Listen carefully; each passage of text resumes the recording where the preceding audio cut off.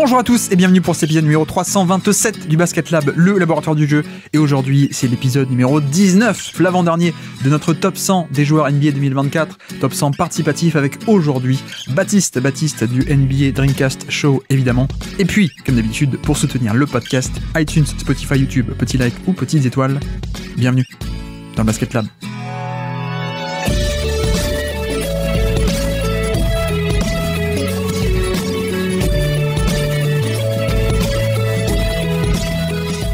Et donc, on se retrouve aujourd'hui pour un nouveau numéro du Top 100, la syllabe Top 100 des joueurs NBA 2024, mais surtout Top 100 participatif, avec plein de mondes de médias différents qui viennent construire ce Top 100. On est presque à la fin, on a un Top 90 aujourd'hui, on est sur l'avant-dernier numéro, et aujourd'hui, nous rejoint quelqu'un qui se dit que, vu le rythme d'échange, et à quel point le front office d'Enix fait des échanges, peut-être bien que l'an prochain, Brunson va être échangé contre Stephen Curry. Aujourd'hui, c'est Baptiste. Comment ça va, Baptiste ? Salut Guillaume, salut tout le monde, et puis ça va très bien, en effet, très excité de cette saison des Knicks qui arrive, mais j'ai cru ne pas être invité pour ce top 100, mais finalement je suis là, donc je suis content. Tu prendrais Curry contre Brunson ou pas ? Oui, quand même. Bon, on en reparlera. Si ça se trouve, Brunson sera oui, devant Curry. En plus, c'est vrai qu'on l'a aujourd'hui, donc effectivement. Non, mais je fais la blague parce que tu sais. Moi, si on nous avait dit, je pense que toi aussi, mais si on nous avait dit l'an dernier, après la saison fabuleuse, ah bah tiens, en fait, Quentin Grimes et Emmanuel Quickley, finalement, on va les jeter par terre, enfin, on va les échanger, et puis on s'en fiche d'eux. On n'y aurait pas cru, on est d'accord. Oui, bah même Grimes, Quickley, Hartenstein, qui est parti, Randle est parti au final, RJ Barrett, tout le monde est parti par rapport à il y a un an, c'est assez dingue. Mais parce qu'en plus, on en avait... Alors, je crois que c'était un des premiers podcasts où tu m'avais invité. On en avait parlé, mais on disait que la force des Knicks, il y a un an à peine, c'était pas forcément le 5 majeur, mais c'était l'incroyable profondeur de banc et la qualité des joueurs sur le banc. Et ben, on a pris un virage très, très serré depuis. Mais tu vois, j'écoutais un peu l'interview de Evan Fournier chez First Team, il parlait de ça, il disait ouais, ben moi, une année, c'était moi qui étais titulaire, et puis d'un coup, j'ai été mis au placard, et ils ont mis Quentin Grimes, et puis ensuite, regarde, ils ont fait pareil, ils ont mis Quentin Grimes au placard, et ils ont mis Dante DiVincenzo à la place, en titulaire, et ça, c'était il y a quelques semaines, et entre-temps, pareil, DiVincenzo, qui a de nouveau été recyclé, hop, merci DiVincenzo, tu t'en vas, et on fait place à quelqu'un d'autre encore. Enfin bref, ce front office d'Enix... Après, c'est bien, tu vois, d'avoir un côté objectif court terme et de faire des moves, et surtout des bons moves, quoi. C'est ça qui est assez cool avec cette équipe. Mais bon, je suppose que, on va dire que pour les fans, c'est bien, mais je sais que toi, t'étais attaché à des Quentin Grimes ou des Quickley, donc bref, ce turnover, ça va un peu vite. Mais on va en parler. Donc, Baptiste que vous connaissez évidemment du Dreamcast Show, puis le projet roster, toujours un peu, si je dis pas de bêtises. Oui, bah, toujours, on va dire, officiellement. C'est vrai que, en ce moment, je sais pas s'il y en a certains qui écoutent, mais je suis un peu moins actif parce que forcément, on fait des vidéos, on fait des vidéos, donc ça prend du temps de faire des vidéos, mais toujours officiellement au roster, on va dire, pour l'instant, mais toujours dans le projet, le roster, ouais. Et donc aujourd'hui le top 100, vous le connaissez, le format, on est presque à la fin. Alors si vous nous découvrez, bienvenue. Mais a priori, tout le monde le connaît ou en majorité. Donc on a une playlist, on a 100 noms. On construit le classement petit à petit en prenant 5 par 5 et en les rajoutant au classement. Donc on a déjà fait 18 épisodes, donc on a un top 90.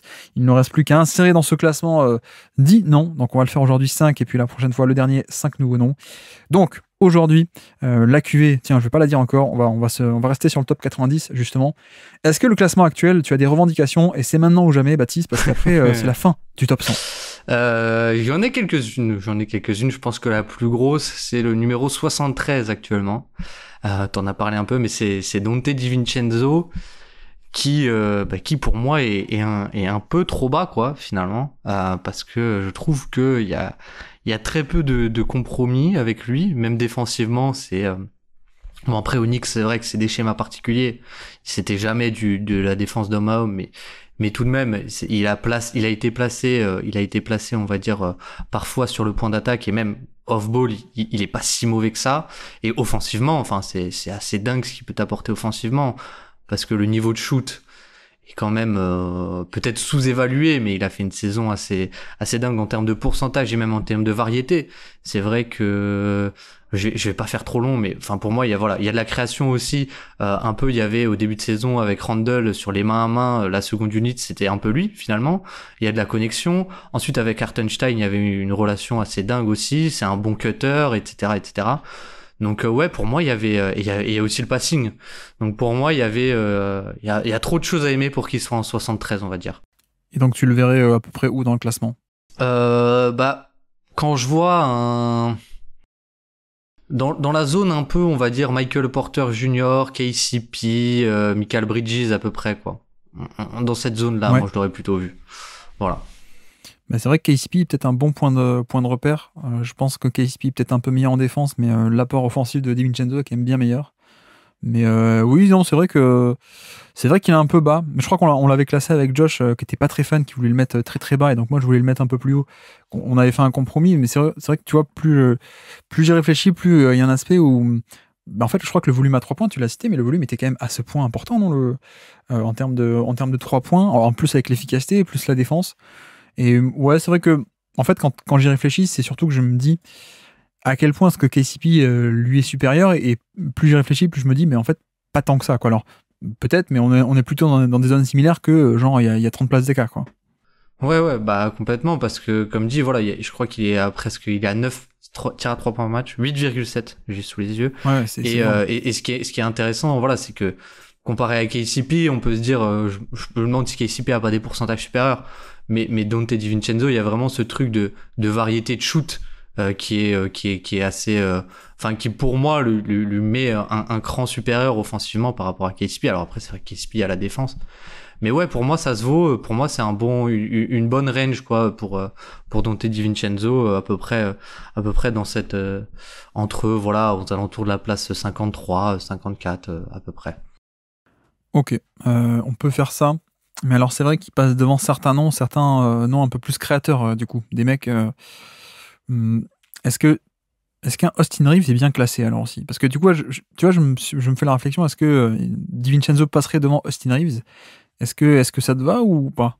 Ouais, pour moi c'est pas c'est vrai qu'Austin Reeves a le côté ça me Ça choque te pas, choque pas? mais c'est vrai qu'Austin Reeves a le côté un peu plus création de jeu aussi pour les autres quoi.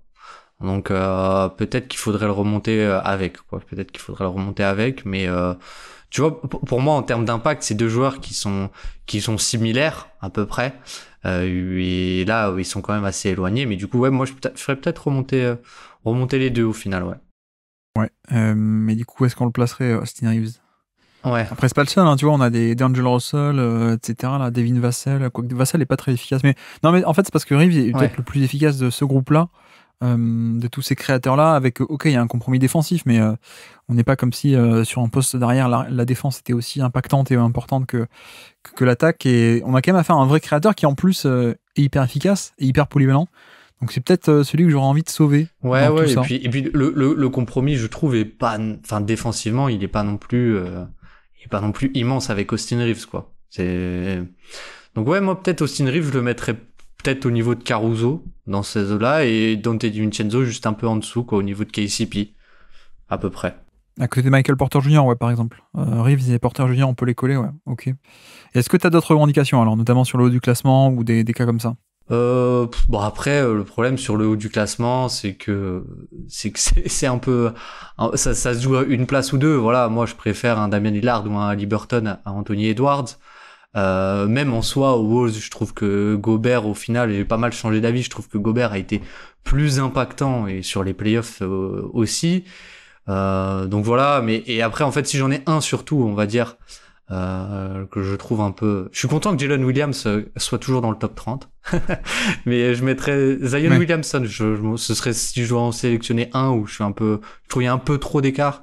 Zion Williamson, pour moi, pourrait être plus haut. Pourrait être plus haut, même s'il a pas fait sa saison, on va dire, dans ses standards d'efficacité. C'est vrai que c'était aussi une saison où, un peu coupée en deux, ou en tout cas la valeur de son début de saison, le joueur du début de saison est pas le même qu'à la fin, donc peut-être que je suis trop attaché à la fin de saison, mais c'est vrai que c'était aussi une saison où t'avais un peu le passing en plus, alors peut-être pas dans des volumes exceptionnels, mais c'est vrai que moi Zion ce serait un peu celui où je me dis ouais, l'attaque crée tellement que peut-être il peut être un peu tu vois, dans ce registre-là de on fait le compromis défensif parce que ton attaque apporte tellement, un peu comme un Trae Young, par exemple, à peu près. Voilà. Donc Zion, moi, c'est un peu le... Donc leur monter de quelques places pour le faire arriver chez Trae Young, Voilà. grosso modo, de 3-4 voilà, places. ce serait ça. Mais ce serait le seul. Après, c'est comme dit, c'est des revendications du genou de place. Donc bon, ça vaut pas le coup. Non, mais c'est vrai que tu vois, le vrai Zion d'habitude qui est ultra efficace et tout, pour moi, est assez facilement pas mal de place au-dessus. Le truc, c'est que cette année, il a été moins efficace que d'habitude. Alors, quand même plus que pas mal de monde, hein, mais parce qu'il perd tellement haut que même quand il n'est pas efficace, il est quand même très efficace. Donc, il y a cette productivité et cette rentabilité du scoring.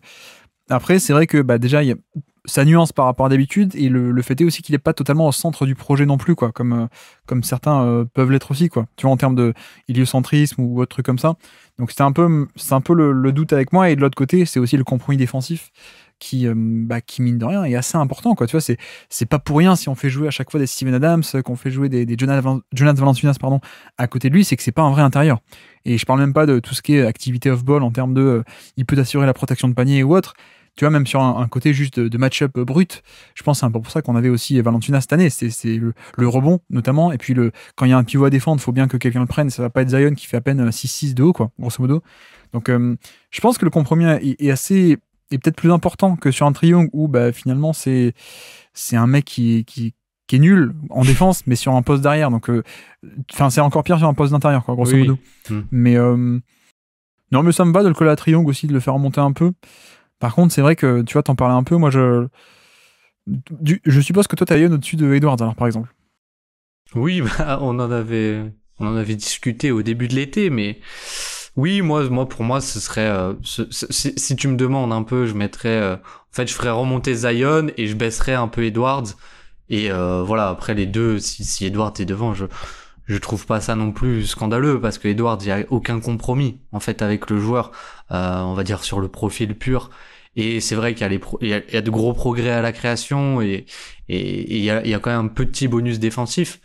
Mais c'est vrai que pour moi, en termes de juste la création de jeu offensivement, Anthony Edwards est encore bien en deçà de Zion. Alors c'est vrai qu'aussi le problème c'est qu'on juge la valeur du joueur et que vu que Zion n'a pas été maximisé, ouais, sa valeur elle est pas si grande puisqu'il y avait McCollum et Ingram, etc.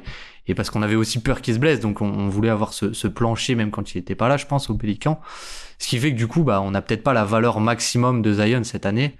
Donc ouais, moi de base j'aurais mis Zion au-dessus d'Anthony Edwards. Maintenant, si Edwards est au-dessus, c'est pas ça me choque pas non plus, quoi.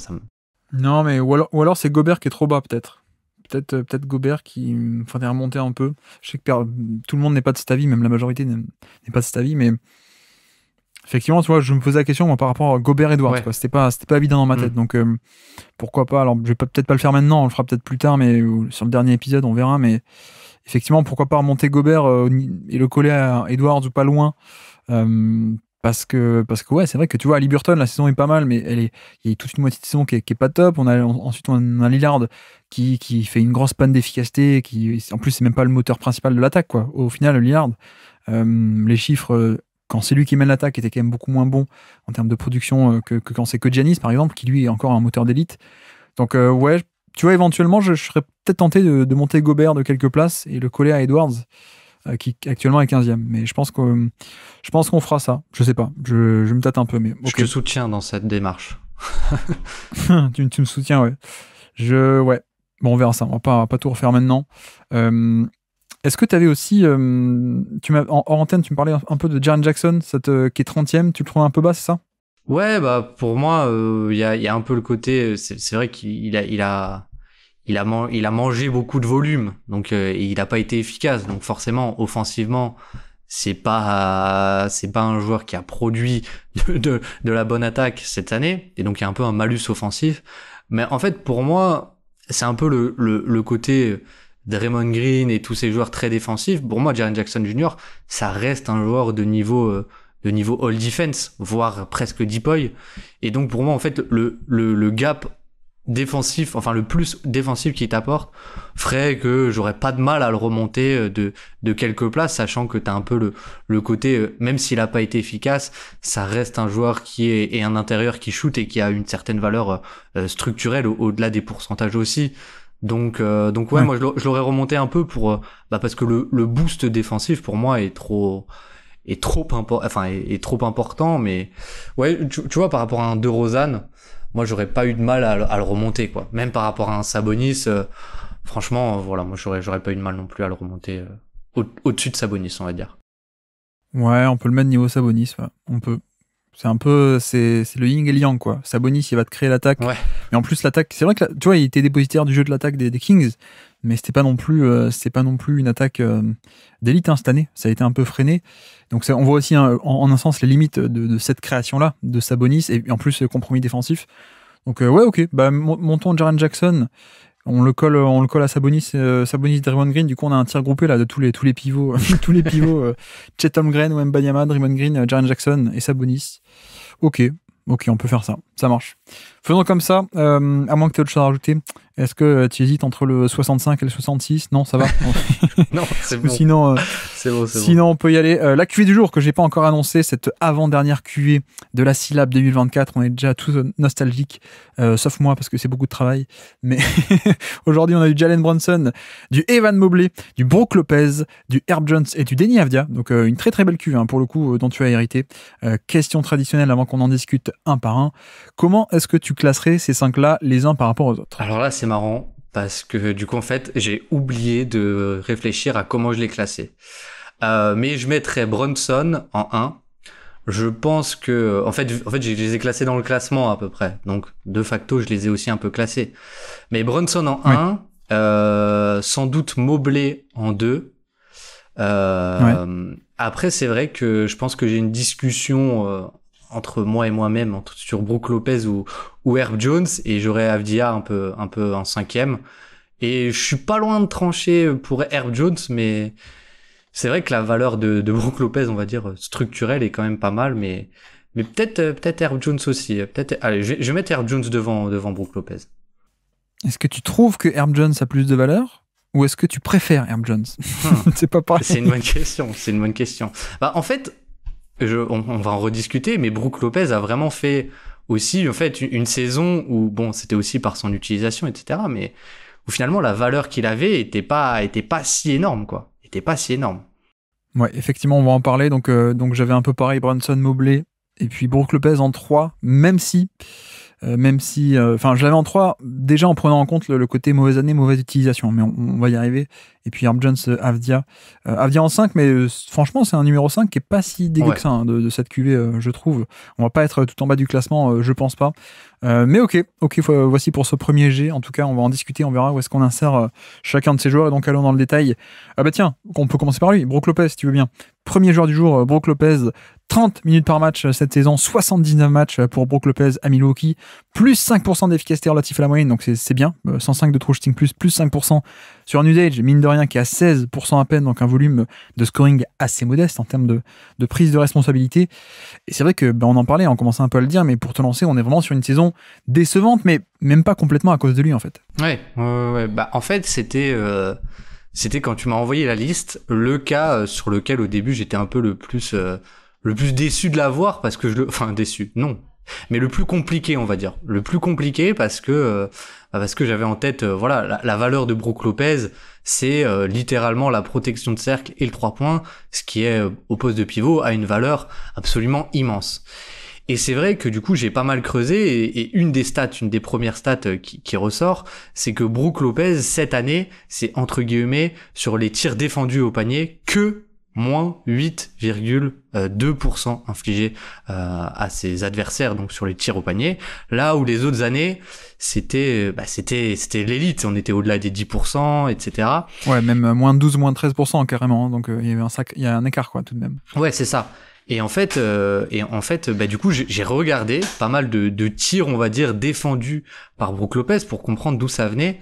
Et c'est vrai que la différence en fait avec le Brook Lopez de ne serait-ce que l'année dernière, mais on va dire de Budenholzer, elle est frappante. Elle est frappante parce que sur le pick and roll, il a plus toutes les aides qui viennent l'aider à protéger le cercle. Là, vraiment, on défendait à plusieurs le cercle et le nombre de pick and roll où finalement en fait il se retrouve en 1 contre 2 vraiment dans la zone on va dire du flotteur et qui doit défendre ce 2 contre 1 parce que il y a pas Jrue Holiday pour naviguer l'écran et en plus il y a personne qui vient l'aider au panier. C'est assez frappant et aussi le nombre de paniers en fait qu'il défend où on lui fait défendre des high pick and roll et on lui fait défendre des pick and roll et on le fait monter très haut au niveau de l'écran. Ça c'est le début de saison et en fait il a pas du tout le profil pour, donc la tracking compte comme un tir contesté, un tir défendu par Brook Lopez, alors que juste Brook Lopez est largement en retard et c'est même pas lui qui conteste ce tir, mais du coup ça ouvre complètement la zone du panier vu qu'on le fait monter au niveau de l'écran. Et donc voilà, il y a un peu des mauvais chiffres défensifs qui font que en termes de valeur on est un peu moins haut que les dernières années. Je sais pas ce que t'en penses, mais c'est un peu ça le raisonnement que j'avais, quoi. Non, mais c'est un peu ça. C'est dommage parce que je pense qu'on est quand même plutôt en fin de carrière, fin de prime en tout cas. Je pense qu'il peut encore faire quelques années, mais j'ai l'impression qu'on a un peu grillé une cartouche parce qu'il a quoi? Il a 35 ans déjà. On a un peu grillé une cartouche de bon niveau, quoi. Parce que l'an dernier, il était encore élite, hein. Tu parles de à quel point cette fameuse perte d'efficacité infligée au panier. L'an dernier, il était top 3 avec Rudy Gobert et Kessler, je crois. C'était ce truc-là. Donc voilà, on n'avait pas du tout commencé à avoir un déclin. Et même cette année, en fait, le truc, c'est que, tu vois, on pourrait se dire, 35 ans, c'est un peu normal qu'il ait moins d'impact au panier. Du coup, la défense, globalement, elle commence à glisser collectivement. Mais en fait, non, c'est un peu cette histoire de Adrian Griffin qui arrive. Griffin qui était l'ancien assistant de Nick Nurse. Donc, on est dans le mode savant fou, défense agressive, évidemment. Et qui, lui, veut plus du tout faire le drop. Donc, pour moi, j'ai pas l'impression d'avoir vu un déclin. Ou en tout cas, si on l'a vu, peut-être que c'est difficile de le juger et de le voir cette année, parce que on a aussi juste le fait qu'il a été utilisé très différemment, et notamment sur ces fameux pick and roll défensifs utilisés plus haut, en fait. Et donc ouais, c'est plus tout le même métier. Et en fait, il n'a pas du tout la mobilité dans le périmètre pour faire ça. D'ailleurs, c'était un peu là-dessus où tous les ans, en playoff, il se faisait un peu cibler en termes de switch, en termes de mobilité dans le périmètre. C'est là-dessus où il est pas très bon. Et donc là, on a un coach qui arrive qui dit non, ne reste pas en bas à protéger le panier, ce qui est un peu ta force, monte au niveau de l'écran pour contenir le ballon, etc. Et non, ça marche pas, quoi. Donc tu vois, en un sens, je trouve qu'on n'a pas tant que ça un déclin individuel, ou alors on l'a eu aussi, mais sauf qu'on s'en est pas rendu compte parce qu'il y a aussi cette interférence des schémas. Mais moi, je trouve pas du tout qu'on ait un déclin physique. Tu vois, tu regardes un peu toute l'année, on regarde ses matchs, on voit qu'il fait toujours un peu les mêmes actions au panier quand il est au panier. Et c'est un peu dommage parce que d'ailleurs, c'est un peu ce qu'a coûté la place de coach à Griffin, en partie, je pense, parce que le vestiaire s'est un peu dit, mais non, mais on arrête de déconner, qu'on est une équipe qui est top 5, même top 2 défense depuis 5 ans. Pourquoi d'un coup on se met à changer, quoi? C'est un peu débile. Et donc c'est un peu là-dessus où, en fait, je trouve que le joueur a pas fondamentalement changé, pardon. Mais dans l'exercice du jour, on juge pas forcément le côté intrinsèque, mais plutôt le côté performance. C'est vrai que de facto, on a quelqu'un qui a apporté de moins de valeur, mais c'était même pas de sa faute, quoi. Il a apporté moins de valeur parce qu'on l'a pas mis dans les bonnes positions et donc on n'a même pas eu les résultats non plus collectifs où la défense est devenue beaucoup plus moyenne que ce qu'on avait connu aussi jusqu'ici, quoi. Ouais, exactement. Et comme tu l'as dit, en fait, quand il est au panier, quand on le laisse un peu dans ce qu'il sait faire, j'ai envie de dire, il a toujours un niveau très bon et ne serait-ce que sur la fréquence quand il est là ou pas là. Bon, t'as aussi une petite chute, mais c'est vrai que sur l'efficacité, donc en fait, quand il défend au panier, on reste sur des scores d'élite, comme j'ai dit, et entre quand il est là et pas là, c'est pas tout à fait la même mesure que celle que j'ai dit avant, mais on reste à moins 6,2%, ce qui est un très très bon score, un 95e centile. Et c'est vrai que du coup ça rend le joueur assez compliqué parce que on en a même pas parlé. Mais c'est vrai qu'offensivement, finalement, on a toujours le même joueur aussi et qui a une valeur structurelle assez forte et les Bucks c'était une très bonne attaque aussi et toujours grâce au fait qu'il soit sur le terrain et qu'il soit performant sur le terrain. Bah ouais, c'était un peu le côté valeur de la double casquette de à la fois protecteur de panier d'élite et 3 points. Donc c'est un peu cette valeur structurelle du mec qui fait les deux à la fois, quoi. De à la fois, il peut être l'encre défensive de la défense, et de l'autre côté, en plus, c'est un spacing d'élite. Et je pense que c'est un peu sous-estimé à quel point ce profil est finalement assez rare. Tu vois, c'est exactement ce qu'il faudrait à Zion, d'ailleurs, au passage. Bon, c'est intéressant parce que là, en 2025, il va être en fin de contrat, Brook Lopez, donc on pourrait avoir un trade éventuellement, sauf si les Bucks veulent ensuite le prolonger, ou... Enfin, je sais plus exactement les trucs, bref, passons là-dessus, mais on a eu en fin de cycle peut-être à Milwaukee, mais non, tu vois, par exemple, hein, l'an dernier, il était top 30 chez nous. Sur le top 100, je l'ai mis 29e. Il était top 30 parce que il était à ce point, je trouve, élite. Alors, élite, c'est pas Gobert, mais parce que personne n'est Gobert, mais tu vois, on est quand même sur un bon 8 sur 10, si Gobert est un 10 sur 10, quoi, grosso modo, en termes de défense. Et ouais, la valeur, elle partait de ça, et je pense qu'il y a un autre point qui est assez sous-estimé, c'est à quel point c'est lui l'encre défensive, en fait. Et pas tant que ça, Giannis. Alors, Giannis, c'est un défenseur hors pair en termes de polyvalence. Il peut jouer il peut faire du switch, notamment. Il peut faire des prises à deux agressives sur pick and roll. Il peut beaucoup plus évoluer sur des isolations défensives. Il peut faire le rôle du safety, le mec qui a dans le deuxième rideau de manière incroyable parce qu'il a ce volume, cette envergure de bras, cette mobilité, etc., etc. Bah, il n'empêche qu'on a quand même un échantillon là de 5-6 ans depuis que les deux ont été mis ensemble en saison 2019. Bah, tu vois, depuis 6 ans, on a toujours ce truc de, bah, finalement, celui qui est l'encre défensive et de qui dépend beaucoup la défense, non pas pour dire que c'est un meilleur défenseur en soi en termes de skill set que Giannis, mais en impact, bah ouais, Brook Lopez, c'est pas mal, quoi. Et tu vois, même cette année où, bah, au final, il est mal utilisé une partie de l'année et il est plus vieux, etc., tout ce qu'on a déjà dit, bah, au final, le différentiel avec et sans lui, le fameux oui en termes défensifs, bah c'est la défense est quand même bien meilleure avec lui, et surtout elle est presque mauvaise, voire très mauvaise sans lui, quoi. Donc au final, on a toujours un peu ce truc qui est, je trouve, hein, légèrement sous-estimé bah, entre les deux, c'est quand même lui la plus belle encre défensive des deux, parce que Giannis en pivot, on sait que ça marche pas autant que ce qu'on penserait sur la théorie, en fait. Oui, bah complètement, parce que en fait, si on fait le scouting, on va dire, c'est vrai que tu vas avoir beaucoup plus de cases chez Giannis, mais quelque part, t'as pas le plus important. T'as pas le plus important, qui est la défense du cercle, on va dire un peu traditionnelle, et là-dessus où Brook Lopez est excellent, et il y a même ce côté aussi de, bah en fait, quand tu peux jouer avec les deux, t'as même un aspect où tu peux vachement plus sécuriser le rebond, etc., que quand Giannis est en 5 aussi. Donc c'est deux choses qui sont ultra importantes, en fait, qui influent tellement sur un rating offensif ou défensif, que ça fait une valeur. Alors il y a moins de cases, on va dire, et il y a beaucoup de moins, que ce soit bah voilà, la mobilité, quand on le fait monter sur des pick and roll, etc., en playoff. Mais en fait, il a quand même, on va dire, la carte la plus importante, quoi, la carte la plus importante. Et un autre truc que je trouvais assez intéressant, c'est que bah en fait, Brook Lopez cette année, et qui était un peu pour dire que les schémas marchaient pas, il a défendu beaucoup plus de tirs au panier. Il a défendu plus de tirs au panier, pardon, que les années précédentes. Et ça, je trouve que il en a défendu 8,5. L'année dernière, c'était un peu moins de 8. Et il y a, du coup, l'année encore avant qu'il soit blessé, on était à peine à 7, à moins de 7. Donc il y a l'évolution du jeu qui rentre en compte, évidemment, mais il y a aussi ce côté, je trouve, où on n'a plus tous ces schémas des Bucks, et du coup bah on est beaucoup moins dissuasif collectivement, et on concède plus de tirs au panier aussi parce que du coup, quand on fait monter Brook Lopez, et bon, on va pas redire tout ce qu'on a dit, mais ça crée des lignes de drive, etc. Mais ouais, du coup, je trouve c'est assez symbolique du fait que c'est plus les Bucks qui ont déraillé que Brook Lopez, quoi. On parlait des oui, justement, juste pour mettre un peu des chiffres sur ce qu'on dit. La défense seulement avec Brook Lopez cette année, le defensive rating était à 116, par exemple. Donc Brook Lopez sans Giannis, 116, alors que Giannis sans Brook Lopez, 121. Donc le chiffre plus grand en défense, ça veut dire moins bon, hein. Ça encaisse plus de points, évidemment. Mais voilà, petite illustration aussi de à quel point, en fait, Brook Lopez, l'importance défensive est sans doute un peu sous-estimée. Et paradoxalement, de l'autre côté, je trouve que parfois, le côté 3 points est à l'inverse, parfois un peu surestimé. Je sais pas si tu vois ce que je veux dire, mais on a un défenseur sous-estimé et un spacing parfois surestimé, je sais pas, mais en tout cas, tu vois, dans les faits, on a quelqu'un qui a un bon volume à 3 points, mais qui en termes d'efficacité a jamais été fabuleux, en fait, hein, à part, en fait, le truc, c'est que ce qui a fait beaucoup pour lui, c'est qu'il débarque aux Bucks, Et les 3-4 premiers mois, il tape 41% je crois à 3 points sur beaucoup de volume. Et donc ça avait marqué les esprits parce qu'il venait de débarquer et tout, tu sais.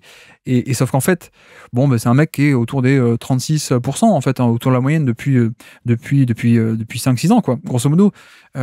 Donc c'est pas 40%, quoi, c'est pas un shooter d'élite, c'est pas du tout ça. Et c'est un mec qui parfois peut être abandonné par certains schémas très agressifs ou quoi que ce soit. Mais en fait, la valeur, elle est pas tant dans le côté ultra efficace. Genre, tu vois, si on compare avec Towns, un autre pivot comme ça, un peu de spacing, pardon, Towns est un shooter incroyablement plus complet et meilleur, en fait. Juste, il met plus de tirs, juste basiquement. Towns, c'est vraiment un vrai spacing 5 d'élite. Là où Lopez, c'est juste, en fait, le côté valeur de...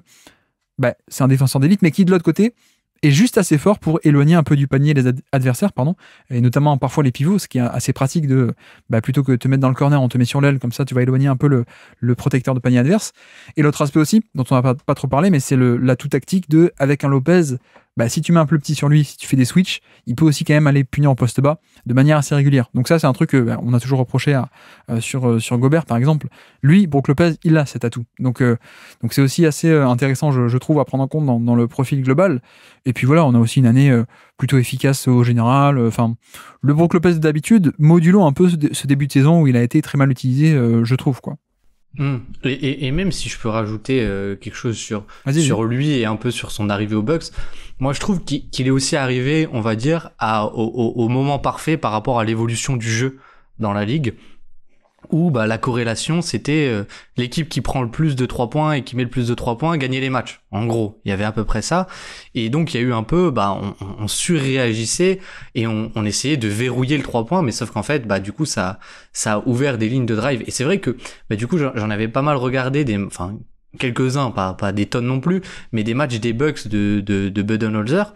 Et c'est vrai que c'est frappant à quel point il se faisait respecter à 3 points et à quel point tout le monde se faisait respecter à 3 points en 2018 ou en 2019. Et là où aujourd'hui, il se fait de plus en plus abandonner parce qu'en plus c'est pas forcément un très bon passeur.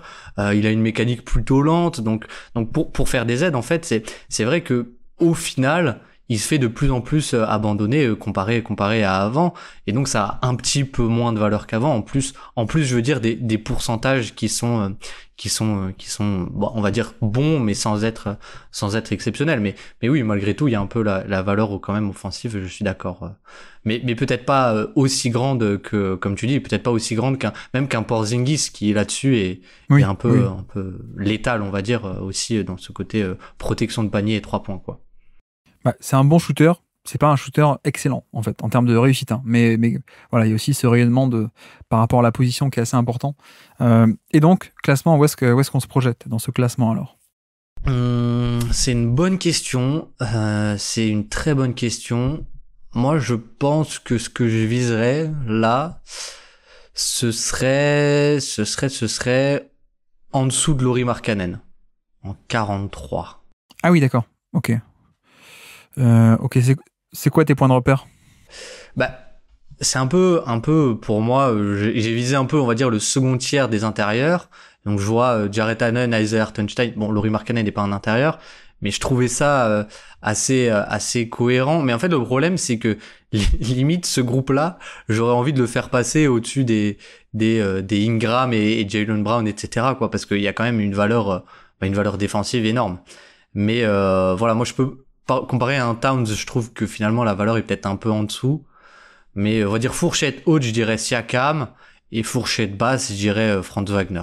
C'est vrai que Towns, ça peut être un peu la fourchette haute à pas trop dépasser, je pense. Je réfléchis, mais quoique, tu vois, il y a quand même l'apport défensif. On a dit un peu la même chose sur Jaren Jackson et sur pas mal de mecs. Bon, c'est pas élite, c'est vrai que c'est plus autant élite, on l'a bien détaillé.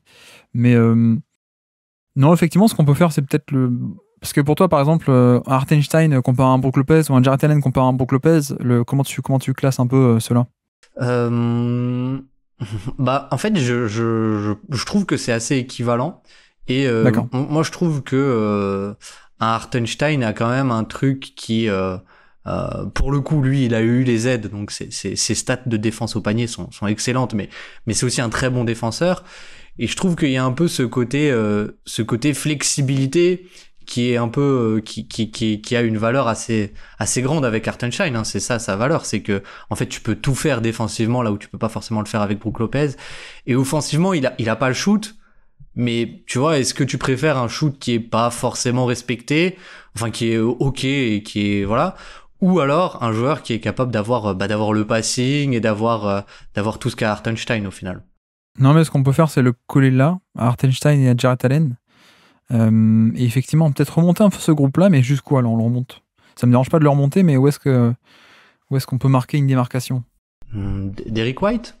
Derrick White est 34, ouais. Mais du coup, tu les ferais passer devant Ingram, Jalen Brown, par exemple. Ouais, je pense.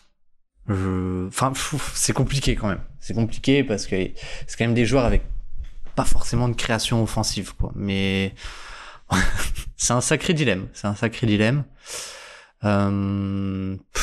Oui, allez, soyons fous. Moi, ça me choque pas de les remonter au-dessus.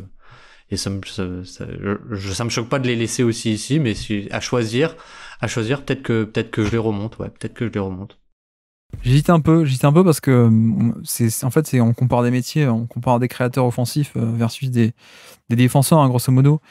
Et j'aime beaucoup la défense intérieure. En effet, je pense que ça, on s'en rend assez vite compte par rapport à mon classement, par rapport au classement plutôt, pardon. Mais tu vois, j'aurais envie de les remonter, mais j'arrive pas à trouver un nom où je suis satisfait de les mettre, quoi. Paradoxalement. Donc je sais pas trop quoi faire avec ça. On peut le mettre là pour l'instant et on garde la patate chaude. Je te laisse la patate chaude pour le prochain qui passe. Ouais, peut-être, je sais pas.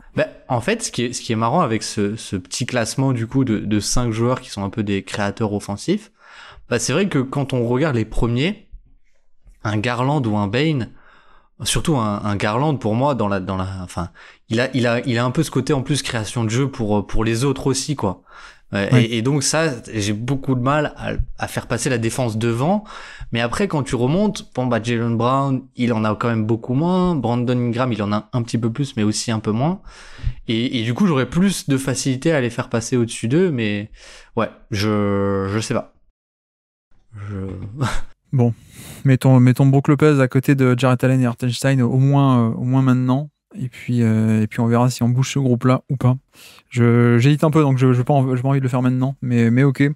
Et donc petit quiz pour finir. Nous sommes le 17 novembre 2023. On se remémore évidemment des actions marquantes de la saison. C'est un contre sur une tentative de poster dunk de Brandon Miller.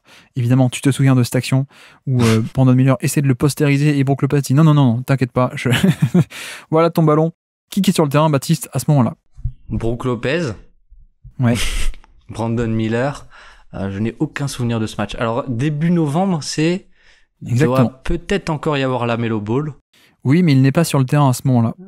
Pas de chance. Ok, bon, je vais commencer par les Bucks. Je vais dire qu'il y a Lillard. Pas sur le terrain, non. J'ai l'impression que c'est des backups, en fait, des deux côtés. Ah, d'accord. Non, mais du coup, Bobby Portis, il va pas forcément jouer avec Brook Lopez. Si, il est là. Oh, bon. Bobby Portis, André Jackson Jr., qui jouait un peu en début de saison. Ouais, non. Mais il est pas sur le terrain à ce moment-là. Marjon Beauchamp? Non.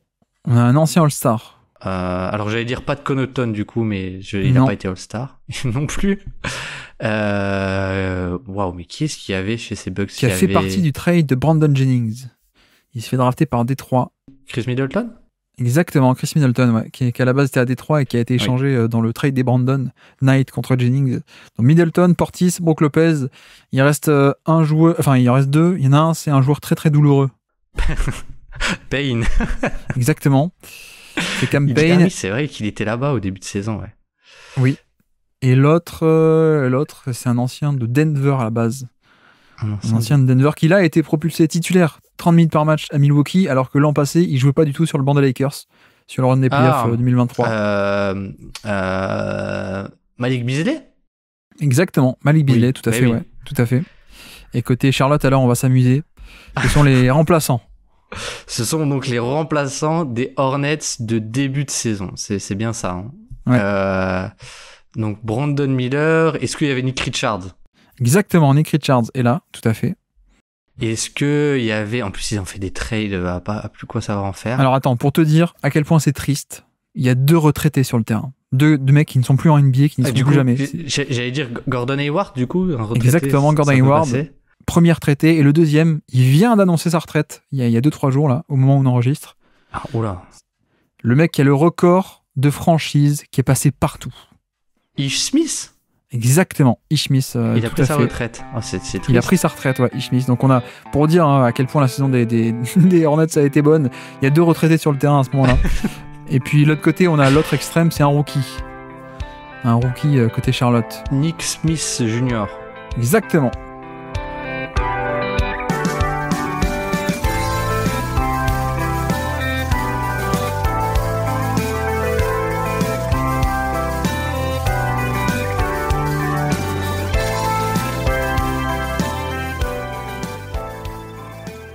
Et donc on peut avancer. Tiens, on peut aller sur Herb Jones, vu qu'on hésitait un peu entre les deux. On verra où est-ce qu'on peut le classer. Herb Jones, deuxième joueur du jour. 30 minutes par match en moyenne pour Herb Jones. 76 matchs, 110 de true shooting plus, donc plus 10% d'efficacité relative à la moyenne. C'est très très bien, même si c'est sur un volume de 14%, donc un volume très faible, évidemment plus modeste. C'est plus facile d'être efficace, on va en parler. Mais pour te lancer, on a affaire à quelqu'un qui en fait a été une des pièces centrales d'une défense, une défense assez surprenante et même très bonne. Bah en fait, Herb Jones, ce que je me dis, c'est est-ce que ce serait pas le Deepoy si on enlevait les intérieurs? Si on enlevait les intérieurs un peu classiques, est-ce que ce serait pas lui le Deepoy de NBA? Je sais pas, je me demande, mais... Le défenseur qui a le plus de valeur en dehors des protecteurs de panier, grosso modo. Exactement. Ouais. Parce que il y a quand même un truc qui est assez dingue avec lui, c'est la polyvalence défensive presque ultime, quoi. Presque ultime. Et grosso modo, on l'a vu beaucoup. En fait, ce qui est dingue, c'est que du coup, il permet aussi ses schémas. C'est un peu le truc de Marcus Smart quand il avait eu son Deepoy, mais il a tellement un grand spectre défensif qui permet des schémas avec beaucoup de switch, parce qu'il peut switcher sans aucun problème. Et donc on l'a vu sur le point d'attaque par moment, mais peut-être que là où moi je le préfère, et je pense que globalement là où il est le meilleur, c'est peut-être off-ball, où il a un volume de protection de panier depuis l'aile qui est assez phénoménal. Et la nouveauté par rapport à la saison passée, tu l'as dit, mais c'est quand même l'efficacité qui est passée de sous la moyenne à plus 10, quoi. Plus 10%. Donc au final, je trouve que t'as un joueur qui a une certaine valeur. Alors le bémol aussi sur son efficacité, il y en a 2, je pense. C'est de 1, le volume est quand même très très très très très très sobre, et de 2, c'est que malgré ses gros pourcentages, je trouve qu'il a pas encore atteint le truc du ok, il est respecté complètement à 3 points, quoi. Et donc ça crée aussi un petit malus, quoi, un petit malus, mais oui, au final, je trouve, enfin je sais pas, mais rien que sur l'aspect défensif, c'est vrai qu'il y a une valeur complètement peut-être pas tout en haut, mais voilà, si les intérieurs comme tu dis c'est des 10 sur 10, lui il est à 8 sur 10, quoi, en termes d'impact, je pense.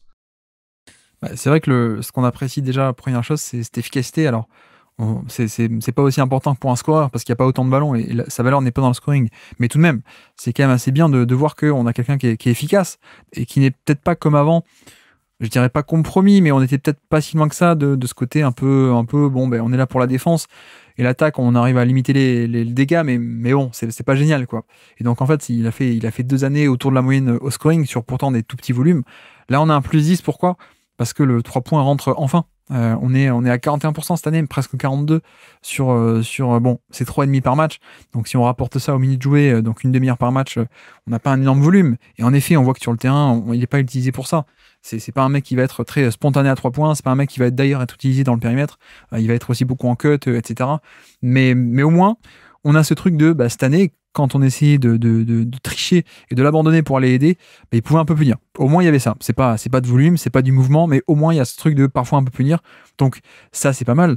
Et puis après, c'est vrai que l'autre aspect un peu sous-estimé de l'attaque, je trouve, c'est le passing. Je sais pas ce que t'en penses, mais on a un peu ce truc de... C'est pas que, genre, je sais pas moi, si on prend un Derrick Jones Jr. ou un mec comme ça, ou un mec hyper défensif, mais qui apporte pas grand-chose de plus, ou même Tony Allen à l'époque. Mais Tony Allen, super, tu fais défendre, mais bon, tu sers pas à grand-chose par ailleurs, quoi. On attaque, j'exagère un peu, Mais lui, il y a vraiment ce truc de connecteur, en fait, comme on dit. Donc le mec, il va pas être un créateur de décalage, mais au moins qui peut les amplifier, qui a une bonne vision, qui est hyper altruiste, qui arrive à fluidifier le jeu sur des extra passes. Enfin voilà, un peu cet aspect global du connecteur.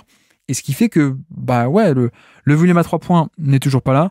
La création pure non plus, on l'a même pas apprécié, mais il n'y a pas de création pure par la main, il n'y a pas d'isolation, il n'y a pas de toutes ces choses. D'ailleurs, si on regarde son pourcentage de paniers assistés, 3 paniers sur 4, c'est assisté par autrui. Et dans le dernier quart qui reste, il y a aussi des rebonds offensifs sans doute. Donc bref, il y a très peu de création pure, on peut dire. Mais oui, en fait, tu vois, c'est un mec qui, au passage, 82% de réussite au lancer franc en carrière. Donc on n'est pas tant que ça sur un vrai non-shooter. Il n'y a pas le volume, ok, mais on n'est pas non plus sur un mec qui ne sait pas du tout shooter. On est donc cette année un peu de shoot, un peu de passing, et puis l'aspect défensif que tu as un peu détaillé, mais ce qui fait que je trouve qu'en un sens, l'attaque est devenue assez rentable, assez viable pour qu'on puisse avoir un joueur qui, au global, attaque plus défense, devienne vraiment très très intéressant. Ouais.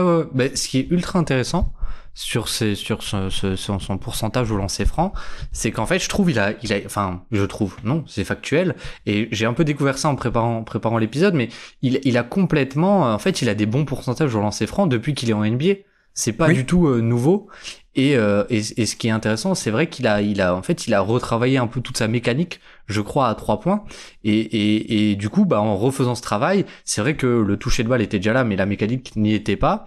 Et là, les deux sont un peu là, donc, en fait, l'indicateur, au lancer franc, il s'est confirmé avec un pourcentage à 3 points qui est très bon. Alors, je pense que à terme, ce sera pas un joueur à 42%, surtout que comme dit, c'est que du catch and shoot. Mais quand même, je trouve qu'il y a, comme tu dis, il y a l'attaque est devenue suffisamment forte pour un peu sortir de ce moule de joueurs utility player tu vois, Jared Vanderbilt, des joueurs comme ça qui finalement on apportent pas tant que ça offensivement, et comme tu as dit, moi même j'ai bien aimé sur la fin de saison, la toute fin de saison.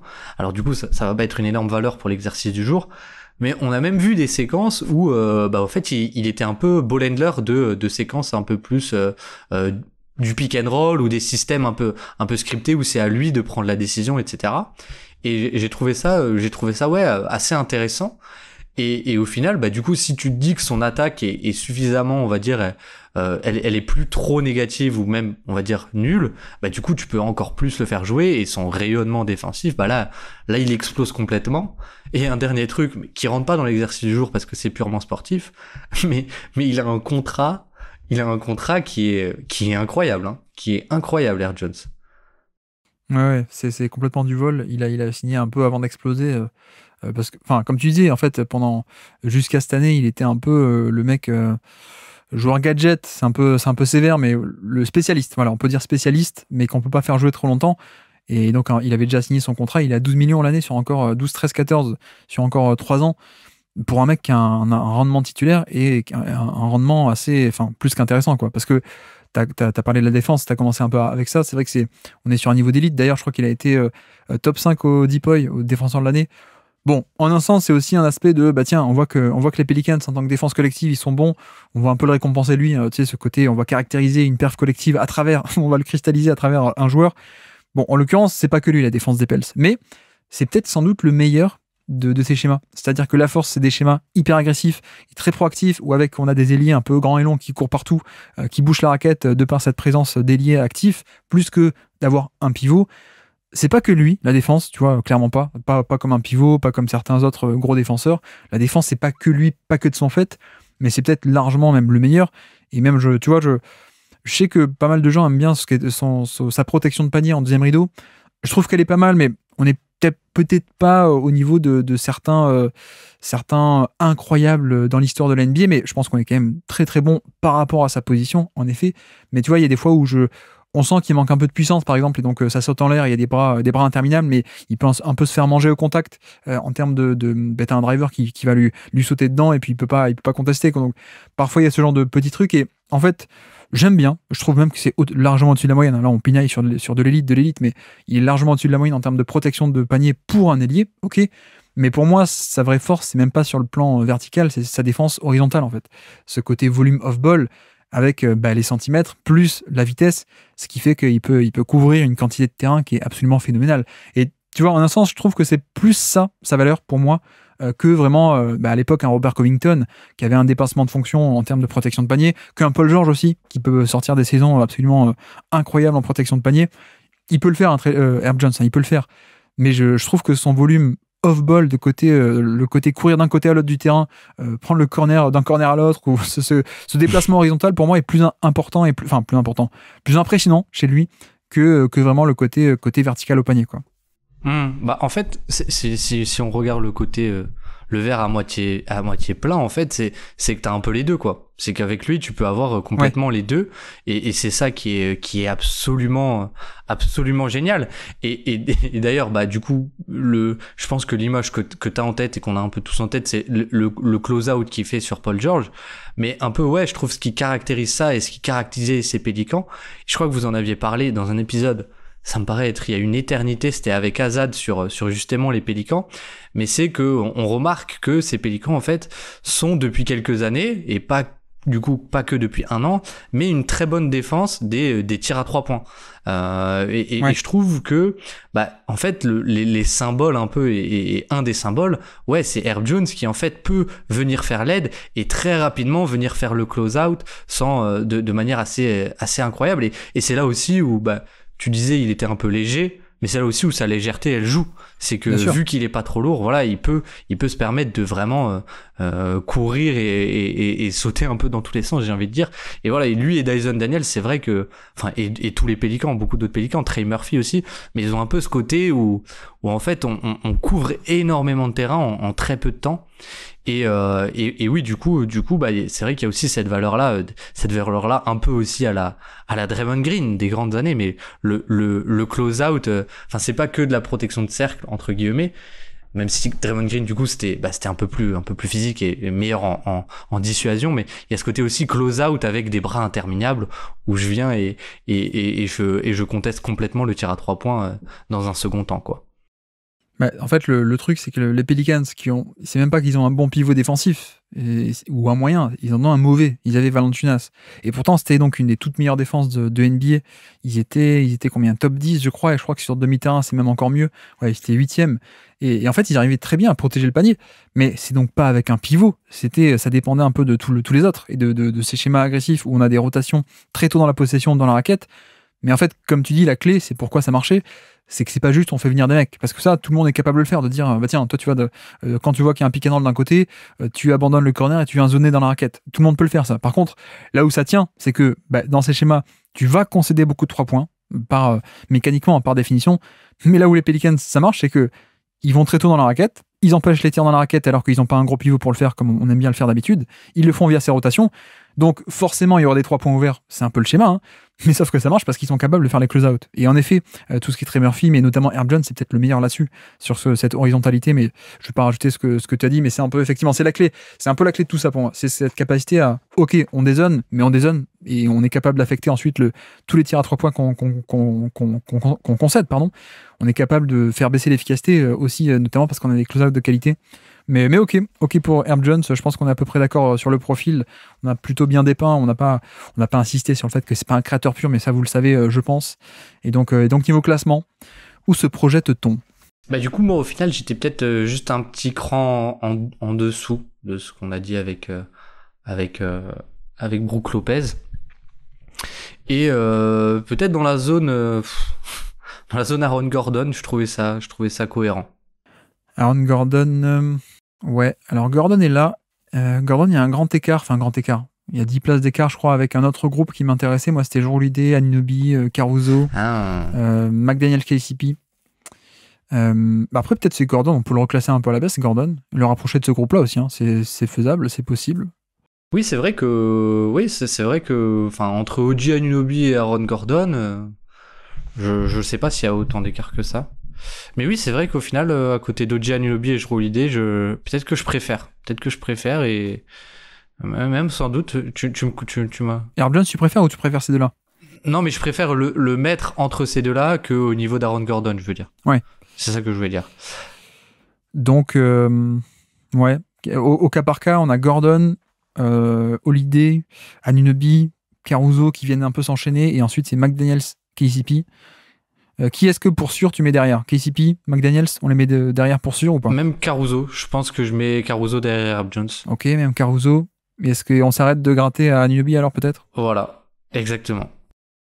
Sachant qu'on n'est pas à la place près et sachant aussi que, par exemple, tu vois, les auditeurs qui nous écoutent là actuellement se disent mais non, mais moi je suis pas d'accord. Pour moi, KCP il est devant Caruso par exemple ou des trucs comme ça. Bon, en tout cas, on est dans à peu près le bon chapeau, grosso modo, on peut dire. Ouais. On peut le mettre là. On peut le mettre là. Ok, ça me va. Et donc, petit quiz. À ton avis, quelle est l'action marquante que j'ai retenue pour cette saison?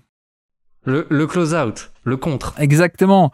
Nous sommes le 16 mars 2024. C'est le close-out sur Paul George, le fameux dont tu as parlé tout à l'heure, où il part de la raquette et du panier au moment où Paul George reçoit la balle. Et pourtant, il arrive à contrer le tir. Il ressort complètement sur le close-out.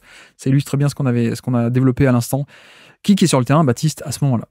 Je vais commencer par nos amis les Clippers. Et il me semble, si je dis pas de bêtises, qu'il y a James Harden et Russell Westbrook en même temps sur l'action. Eh bien, ni l'un ni l'autre. Ah, bon, bah je dis n'importe quoi alors. Je dois pas avoir la bonne action en tête. Ok, bah du coup, je vais dire Kawhi Leonard. Oui. Je vais dire Amir Kofi. Non. Je vais dire Ivica Zubac. Exactement, Zubac était là.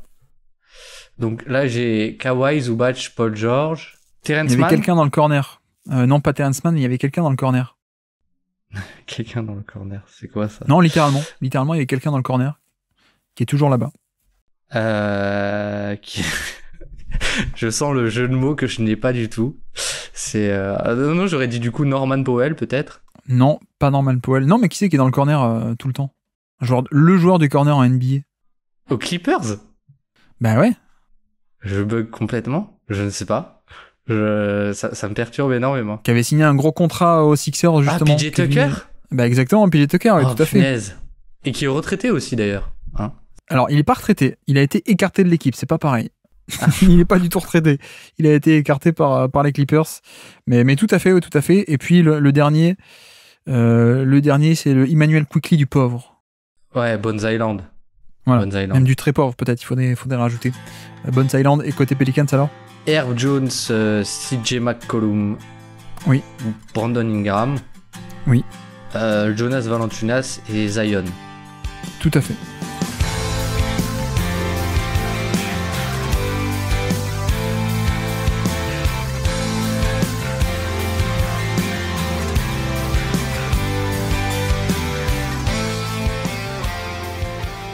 Passons à Deni Avdija, si tu veux bien, le troisième joueur du jour, Deni Avdija. 30 minutes par match en moyenne, Deni Avdija à Washington, au cas où ceux qui ne connaissent pas Deni Avdija. 75 matchs à Washington également, mais on peut comprendre puisque personne n'a regardé Washington, et ils ont bien fait.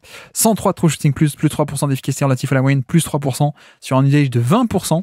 Donc c'est pas énorme, mais c'est pas mal, hein, mine de rien, 20% pour un petit jeune. Et justement, pour te lancer, on est vraiment sur un peu une saison de, en tout cas un début d'éclosion à Washington sur cette année 2024.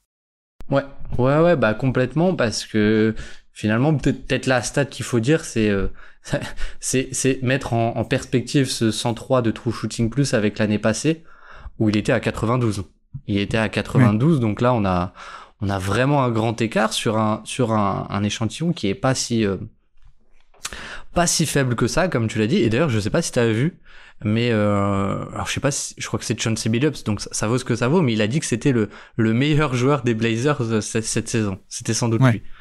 Mais d'ailleurs, on l'avait dans notre top 10 des joueurs qui vont exploser encore plus l'an prochain, d'ailleurs, si je dis pas de bêtises. Exactement. Les bourgeons, c'est ça. Un draft des bourgeons, ouais, tout à fait. Et du coup, Deni Avdija, c'est devenu en fait un vrai joueur efficace et qui, comme avec beaucoup finalement, mais le scoring débloque un peu beaucoup de choses avec lui. Et moi, quelque chose que j'aime depuis son année rookie et c'est pour ça que je pense j'ai un peu d'affection pour lui, c'est en fait le côté passing qu'il a.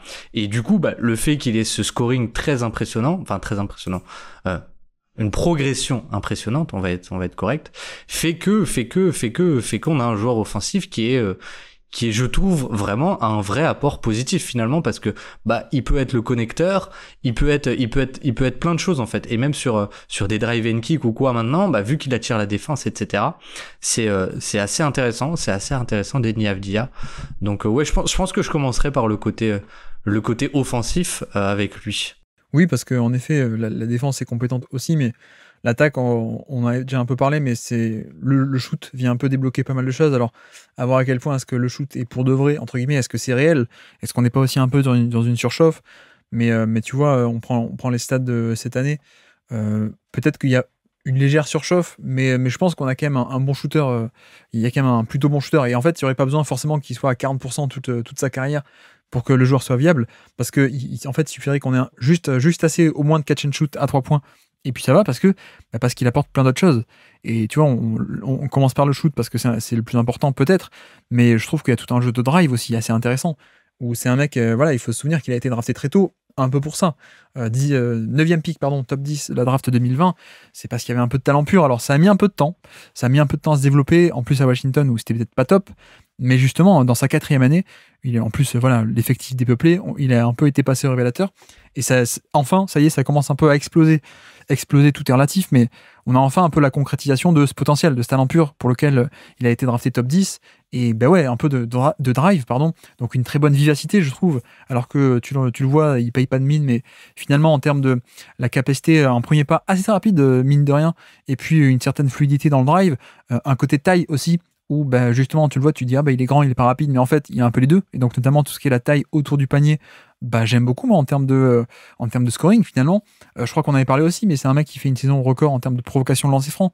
Ouais, il est à 16% de shooting foul percentage, donc c'est dans le 91e centile à son poste, mieux que 91% de tous les ailiers de NBA grosso modo, et je crois que voilà, c'est un score d'élite en termes de provocation de faute, donc ça fait pas mal de différence, hein, ce côté et vivacité, pardon, et taille et agressivité, et puis le passing aussi qui fait que on a un peu un mec qui est déjà un connecteur, qui je pense peut un peu gratter de valeur parfois sur la création pure en termes de pick and roll ou ce genre de choses. Alors ça reste un peu occasionnel, mais ouais, finalement tu vois, il y a quand même pas mal de choses à aimer sur ce profil. Le scoring qui est relativement complet en termes de et jump shot et aussi un peu au panier, le passing, et puis on n'a même pas encore parlé de l'aspect défensif qui est aussi lui, assez intéressant. Ouais, bah complètement, parce que aussi son score de fautes provoquées est aussi dû à une certaine, bah comme tu as dit, mais une certaine puissance que je trouve on retrouve complètement défensivement, et défensivement c'est vrai que bon, pour le coup lui c'est vrai que je le préfère vraiment on-ball. Oui. Mais il a vraiment un côté où il bouge très bien les pieds, je trouve. Et il est très puissant, il a vraiment un haut du corps assez développé qui fait, mais ça on l'avait déjà vu la saison passée, qui fait qu'il peut vraiment résister au contact, et du coup je trouve que je sais pas quel profil vraiment il est idéal pour lui défensivement, mais je le catégoriserais peut-être comme un wing stopper, mais peut-être un peu un des meilleurs wing stoppers sous-estimés de NBA quoi, en gros quoi. Ouais. Oui, non mais clairement pour moi, sa valeur, c'est ça. C'est un peu ce côté, le poste 3, le wing stopper, comme tu dis. Parce que franchement, il est assez intéressant. Là encore, un combo de taille et une mobilité un peu sous-estimée, à mon sens, où il peut être sur pas mal de profils d'ailier, en fait, hein, finalement. Et de l'autre côté, c'est vrai que, bon, c'est pas non plus un mec qui va avoir une activité off-ball énormissime, hein. Et ça, on le voit en match, on peut décortiquer des matchs. On voit aussi, tu vois, l'indicateur simple des steal percentage ou block percentage nous disent qu'on est plutôt moyen, voire même moyen mauvais, et qu'on a, voilà, clairement on dépeint quelqu'un qui en termes de défense off ball, c'est pas là qu'il va faire son beurre, c'est pas là qu'il va créer de la valeur, mais il y a plutôt cette notion de un peu le stopper à l'ancienne, le mec face au ballon, plutôt que le mec qui a une activité off ball incroyable, qui va être sur une ligne de passe, qui va protéger le panier, qui va apporter au rebond. Je pense pas qu'il y a tout ça, mais au moins on a ce côté wing stopper, et en un sens, bah ouais, sous-estimé, mais parce que ça paraît normal, mais très peu de monde a regardé Washington. Mais en un sens, tu vois, dès que je voyais Washington, il y avait un peu Avdia qui détonnait, quoi, parce que c'était un peu le seul joueur, je trouve, hein, un peu le seul joueur viable des deux côtés du terrain. Parce que soit tu avais un peu des. Enfin, non, j'allais dire, il y avait des défenseurs. Non, il n'y a pas de défenseurs, il y avait que des attaquants qui étaient un peu que d'un côté du terrain. Mais non, je trouve que ça méritait un peu une place là-dedans, dans ce top 100. Alors, peut-être pas très haut, mais un mec qui a un gros minutage cette année, donc plutôt une grosse importance, qui a été viable en défense, même plus que viable, très bon en défense, plus assez intéressant aussi en attaque. Voilà, ça fait mine de rien un package assez intéressant. En plus, effectivement, le connecting, on n'a pas trop parlé de ce passing-là. À part, on a dit deux mots, mais bon, le mauvais côté, c'est qu'il y a beaucoup de déchets, pour le coup. Il y a beaucoup encore de mauvaises lectures, etc. Mais l'autre côté, on a aussi quelqu'un qui, le fameux ratio de playmaking, à quel point ton jeu penche scoring versus passing, on a un ratio qui est plutôt équilibré, même plutôt qui est pas mal orienté passing, quoi, au final. Donc voilà, c'est pas non plus... tu sais, c'est parfois un peu le défaut de certains wingstoppers, c'est que je défends, mais je fais pas grand-chose de plus, quoi. Alors que là, on n'a pas trop ça, donc ouais, assez intéressant. Je pense qu'on peut aussi envoyer les gens vers le podcast qu'on a fait sur lui, sur la draft des bourgeons, justement, si vous voulez en savoir encore plus. On va pas refaire les 40 minutes qu'on a fait à l'époque, mais dans le classement, où est-ce qu'on le projette dans ce classement? Waouh, c'est une question pas évidente, mais je pense qu'il est pas si éloigné que ça enfin, il est pas dans le fond du classement, quoi, par rapport à enfin, il y a pas un gros écart entre lui et Herb Jones, qui est du coup le quatrième, je pense, du classement. Mais moi, en fait, je sais pas, parce que la fin du classement, c'est très, si je prends un joueur, j'ai envie de le mettre au-dessus, et si je prends un autre joueur, j'ai envie de le mettre en dessous. Donc, ouais, c'est pas évident. Moi, je m'étais dit peut-être je la range Jaren Johnson. Je m'étais dit ça, à peu près. Ce côté un peu les ailiers, qui sont un peu two-way, entre Keegan Murray, Jaren Johnson, Jabari Smith et Kuminga, quoi, en gros. Ouais. Donc 70, 11-12, Johnson, Smith, Kuminga. J'avoue que je les préfère un peu parce que, notamment, il y a un peu un aspect d'intérieur, quoi, de boulot d'intérieur, et que l'intérieur peut affecter plus d'actions et donc avoir plus de valeur, notamment qu'un extérieur. Quoique tu me diras, Kuminga, on est plutôt sur un ailier, mais je trouve quand même largement plus transcendant, en un sens, dans son rôle défensif. Donc je crois que je le préfère. Et après, après, tu vois, tu me diras, il y a même du Lou Dort en bas. Qu'est-ce qu'on fait par rapport à Lou Dort? Ouais, ouais, c'est une bonne question, parce que les deux ont un peu sorti une saison. C'est un peu le même profil, et c'est le 3 points est rentré cette saison, quoi, et le profil défensif est là. Ouais, mais Lou Dort est à ce point génial en défense, quand même. Oui, c'est ça. Lou Dort est quand même bien meilleur défensivement. Enfin, bien meilleur, oui, je suis d'accord. Donc ouais, c'est pour ça que c'est pas évident. C'est pas forcément évident. Mais tu vois, par exemple, par rapport à un Kobe White, est-ce que je préfère Avdia, je pense, mais je préfère peut-être un Lou Dort par rapport à Avdia aussi. Donc oui, c'est vrai qu'au final, je trouve qu'en termes d'impact, le joueur qui lui ressemble peut-être le plus, c'est sans doute Luguentz-Dort. Sans doute Luguentz-Dort. Moi, je t'avoue que je pouvais aller assez bas, moi, mine de rien. Je pouvais aller assez bas parce que c'est mieux qu'avant, et je pense que c'est calibre top 100, mais c'est, tu vois, par rapport à Harrison Barnes, Barnes c'est quand même pas mal aussi, pour le coup. Pour toi, ça a l'air assez automatique, il est devant des Barnes ou des DeAndre Hunter, par exemple? Ouais. Par rapport à un DeAndre Hunter et Harrison Barnes, je pense, ouais. Je pense. Il y a un nom qui me dérange, là. J'aurais envie de le coller à Nesmith, tu vois. Entre Jacques et Nesmith, un peu cette zone-là. Donc, c'est-à-dire 2-3 places en dessous de Lou Dort, qui, à mon avis, est quand même plus génial en défense que ça. Mais Josh Hart, est-ce qu'on pourrait pas remonter Josh Hart, en fait? Oui. Bah, c'est vrai que, Josh Hart, il y a quand même énormément de valeur, alors qu'il est assez bizarre, assez, comment on dit, original, j'ai pas le mot. C'est atypique, ouais. Atypique, voilà. Mais c'est vrai qu'il y a le côté défensif, transition, rebond, polyvalent. Non, moi, je pense que Josh Hart, je le mets... En fait, moi, le nom sur lequel je bug quand je regarde la liste, et peut-être que je fais une fixette dessus, mais pour moi, c'est Klay Thompson. Tu veux le mettre plus bas, Klay Thompson?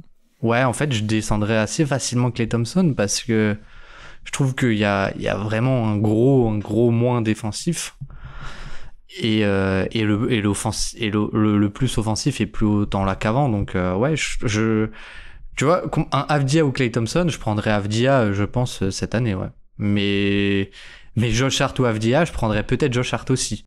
Klay Thompson est moins bon qu'avant, mais c'est quand même un créateur, mine de rien. Ça reste un peu de la création offensive, même si, alors, création de la seconde unité, mais quand même, quoi, il y a plus de volume, c'est de la création. Après, à quel point est-ce que la perte de viabilité défensive peut-être peut rentrer en compte, mais c'est quand même pas le même métier, quoi. Tu vois, Avdia, il y a des bons chiffres d'efficacité, etc., mais ça crée pas non plus de l'attaque, quoi. C'est plus un fluidificateur, quoi. Mais Non, mais du coup, Josh Hart, jusqu'où on le remonterait, par exemple? Si, mettons, on peut dire que Avdia, on le colle à Nesmith, par exemple, un truc comme ça, entre Nesmith, Barnes Center, mais Josh Hart, on le met où alors? Parce que ça me dérange que Josh Hart soit derrière Avdia, par exemple. Ouais, je comprends. Je comprends parce que il y a quand même un côté un peu, un peu. Enfin, il y a des aspects sur lesquels Josh Hart est élite, quoi. Mais Bah, vraiment, ouais. c'est un des meilleurs de NBA. Je sais pas, au niveau d'un Quickly, par exemple, tu le mets devant, je pense. Je pense que je le mets devant. Ouais, ouais. On va gratter zone Kuminga, par exemple, un truc comme ça. Ouais, j'allais dire, voilà, peut-être au niveau de Duncan Robinson, ouais. Donc, ouais, Duncan Robinson, Kuminga. Qui est assez haut, hein. Robinson, pour le coup, aussi. Mais on va pas tout refaire. Mais non, mais c'est vrai. C'est vrai qu'on peut le mettre dans cette zone. Kuminga, Jalen Johnson, Jabari Smith, peut-être. C'est plus représentatif de son activité off-ball et de son importance aussi. Ok, bah faisons ça. Donc on remonte de 10 places, 10-15 places Josh Hart, pour le coup. Comme ça, on est plus à l'aise de voir Denis Avdia, un Derrière lui, ouais. 3D très sympathique, qui est à côté d'autres 3D sympathiques comme Nesmith. Bon, Jacques Ezeparlat, c'est pas un 3D, mais Barnes, Hunter, Tobias. Ok. Est-ce que ça te va, même si t'étais très haut, toi, à la base, plus haut que moi, j'ai l'impression tout de même. Oui, oui, bah après, c'est aussi que je suis sans doute mauvais pour classer. Mais je l'avais, oui, au bas de ce classement Avdia, donc au final, à peu près là où on a mis Josh Hart. Mais oui, c'est vrai que, non, ça me va assez bien parce qu'en fait, il y a aussi un côté, ouais, bah, offensivement, comme tu as dit, il n'y a pas tant de création. Et puis même le shoot, bon, on sait pas encore, quoi. On sait pas encore parce que c'est vrai qu'on l'a pas dit, mais 40% catch and shoot, l'année dernière, c'était 32. Et si on prend la courbe de la carrière, c'est vrai que c'est l'année dernière qui semble plus être une anomalie aussi, quoi. Ok, et donc petit quiz pour terminer. Nous sommes le 29 janvier 2024 et c'est un poster dunk contre un pivot des Spurs. Qui est sur le terrain au moment de ce Washington-San Antonio? Poster dunk sur un pivot des Spurs. J'imagine que si tu dis ça, c'est que c'est pas forcément Wembanyama. C'est pas Wembanyama, non. Donc je vais dire Zach Collins. Je vais dire Non, Zach ce n'est pas Collins. lui. Oh là, oh là là. Alors là, ça s'annonce, ça s'annonce. Bon, je vais commencer par les Wizards. Je vais dire Jordan Poole. Passe sur le terrain à ce moment-là. Je vais dire Bilal Koulibaly. Oui, tout à fait, Koulibaly. Attends, c'est quoi la date? Pardon? Le 29 janvier 2024. C'est avant ou après leur échange avec les Mavs? En gros, bon, je vais tenter, mais Daniel Gafford. Pas sur le terrain, non. Kuzma. Non, pas sur le terrain. Kispert. Corey Kispert. Exactement, Corey Kispert est là. Du coup, Vukcevic était pas là, vu qu'il arrive en fin de saison. Mais qui est-ce qu'il y avait, Wizards? À la main. Qu'est-ce qu'on a à la main? Tyus Jones. Exactement, la solution à tous les problèmes de Phoenix est à la main des Wizards, évidemment. et puis le dernier, c'est quelqu'un qui a fait Sacramento, qui a fait Détroit, un pivot, entre guillemets. Sorti de Duke, drafté avant Luka Doncic. Ah, Bagley. Exactement, Marvin Bagley, ouais, sur le terrain. Ah tout oui, à fait. oui, c'est vrai. Et donc côté Spurs? Côté Spurs, je vais dire Jeremy Sohan. Non, pas sur le terrain. Je vais dire Blake Weasley. Non, pas Blake Wesley, non. Non. Donc là, j'en ai 0 concrètement aux Spurs, on 0. est d'accord. Je te soupçonne d'avoir fait exprès d'avoir... En fait, je sais pourquoi t'as pas dit quel pivot des Spurs c'était. Parce que tu sais pas prononcer son nom. Et du coup, je vais dire Mamou.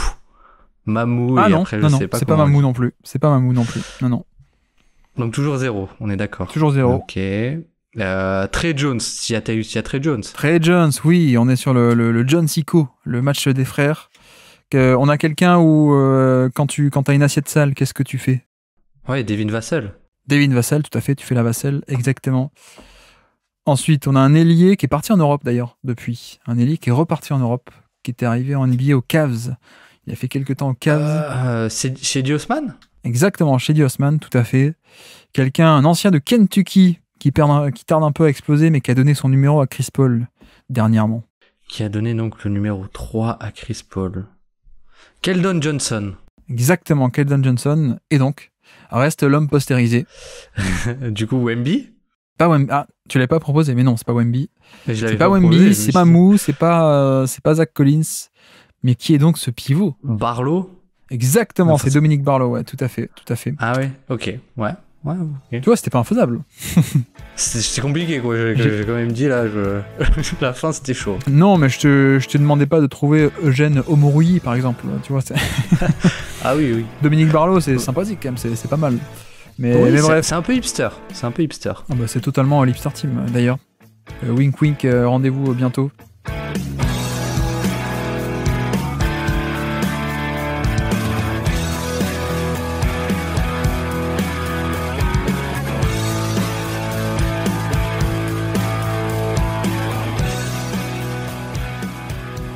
Et donc on peut avancer, passer à notre 4e joueur du jour. Tiens, allons sur Evan Mobley. Evan Mobley, je te fais le topo. 31 minutes par match pour Evan Mobley, 50 matchs, quelques petites blessures cette année pour Evan Mobley. 108 de true shooting plus, donc plus 8% d'efficacité relatif à la moyenne, sur un usage de 21%, un volume pas mal, mais pas énorme, mais pas non plus ridicule, hein, un bon petit volume de scoring et de responsabilité. Bah, pour te lancer, que dire de Evan Mobley dans cette saison collectivement qui a été un peu bizarre côté Cleveland?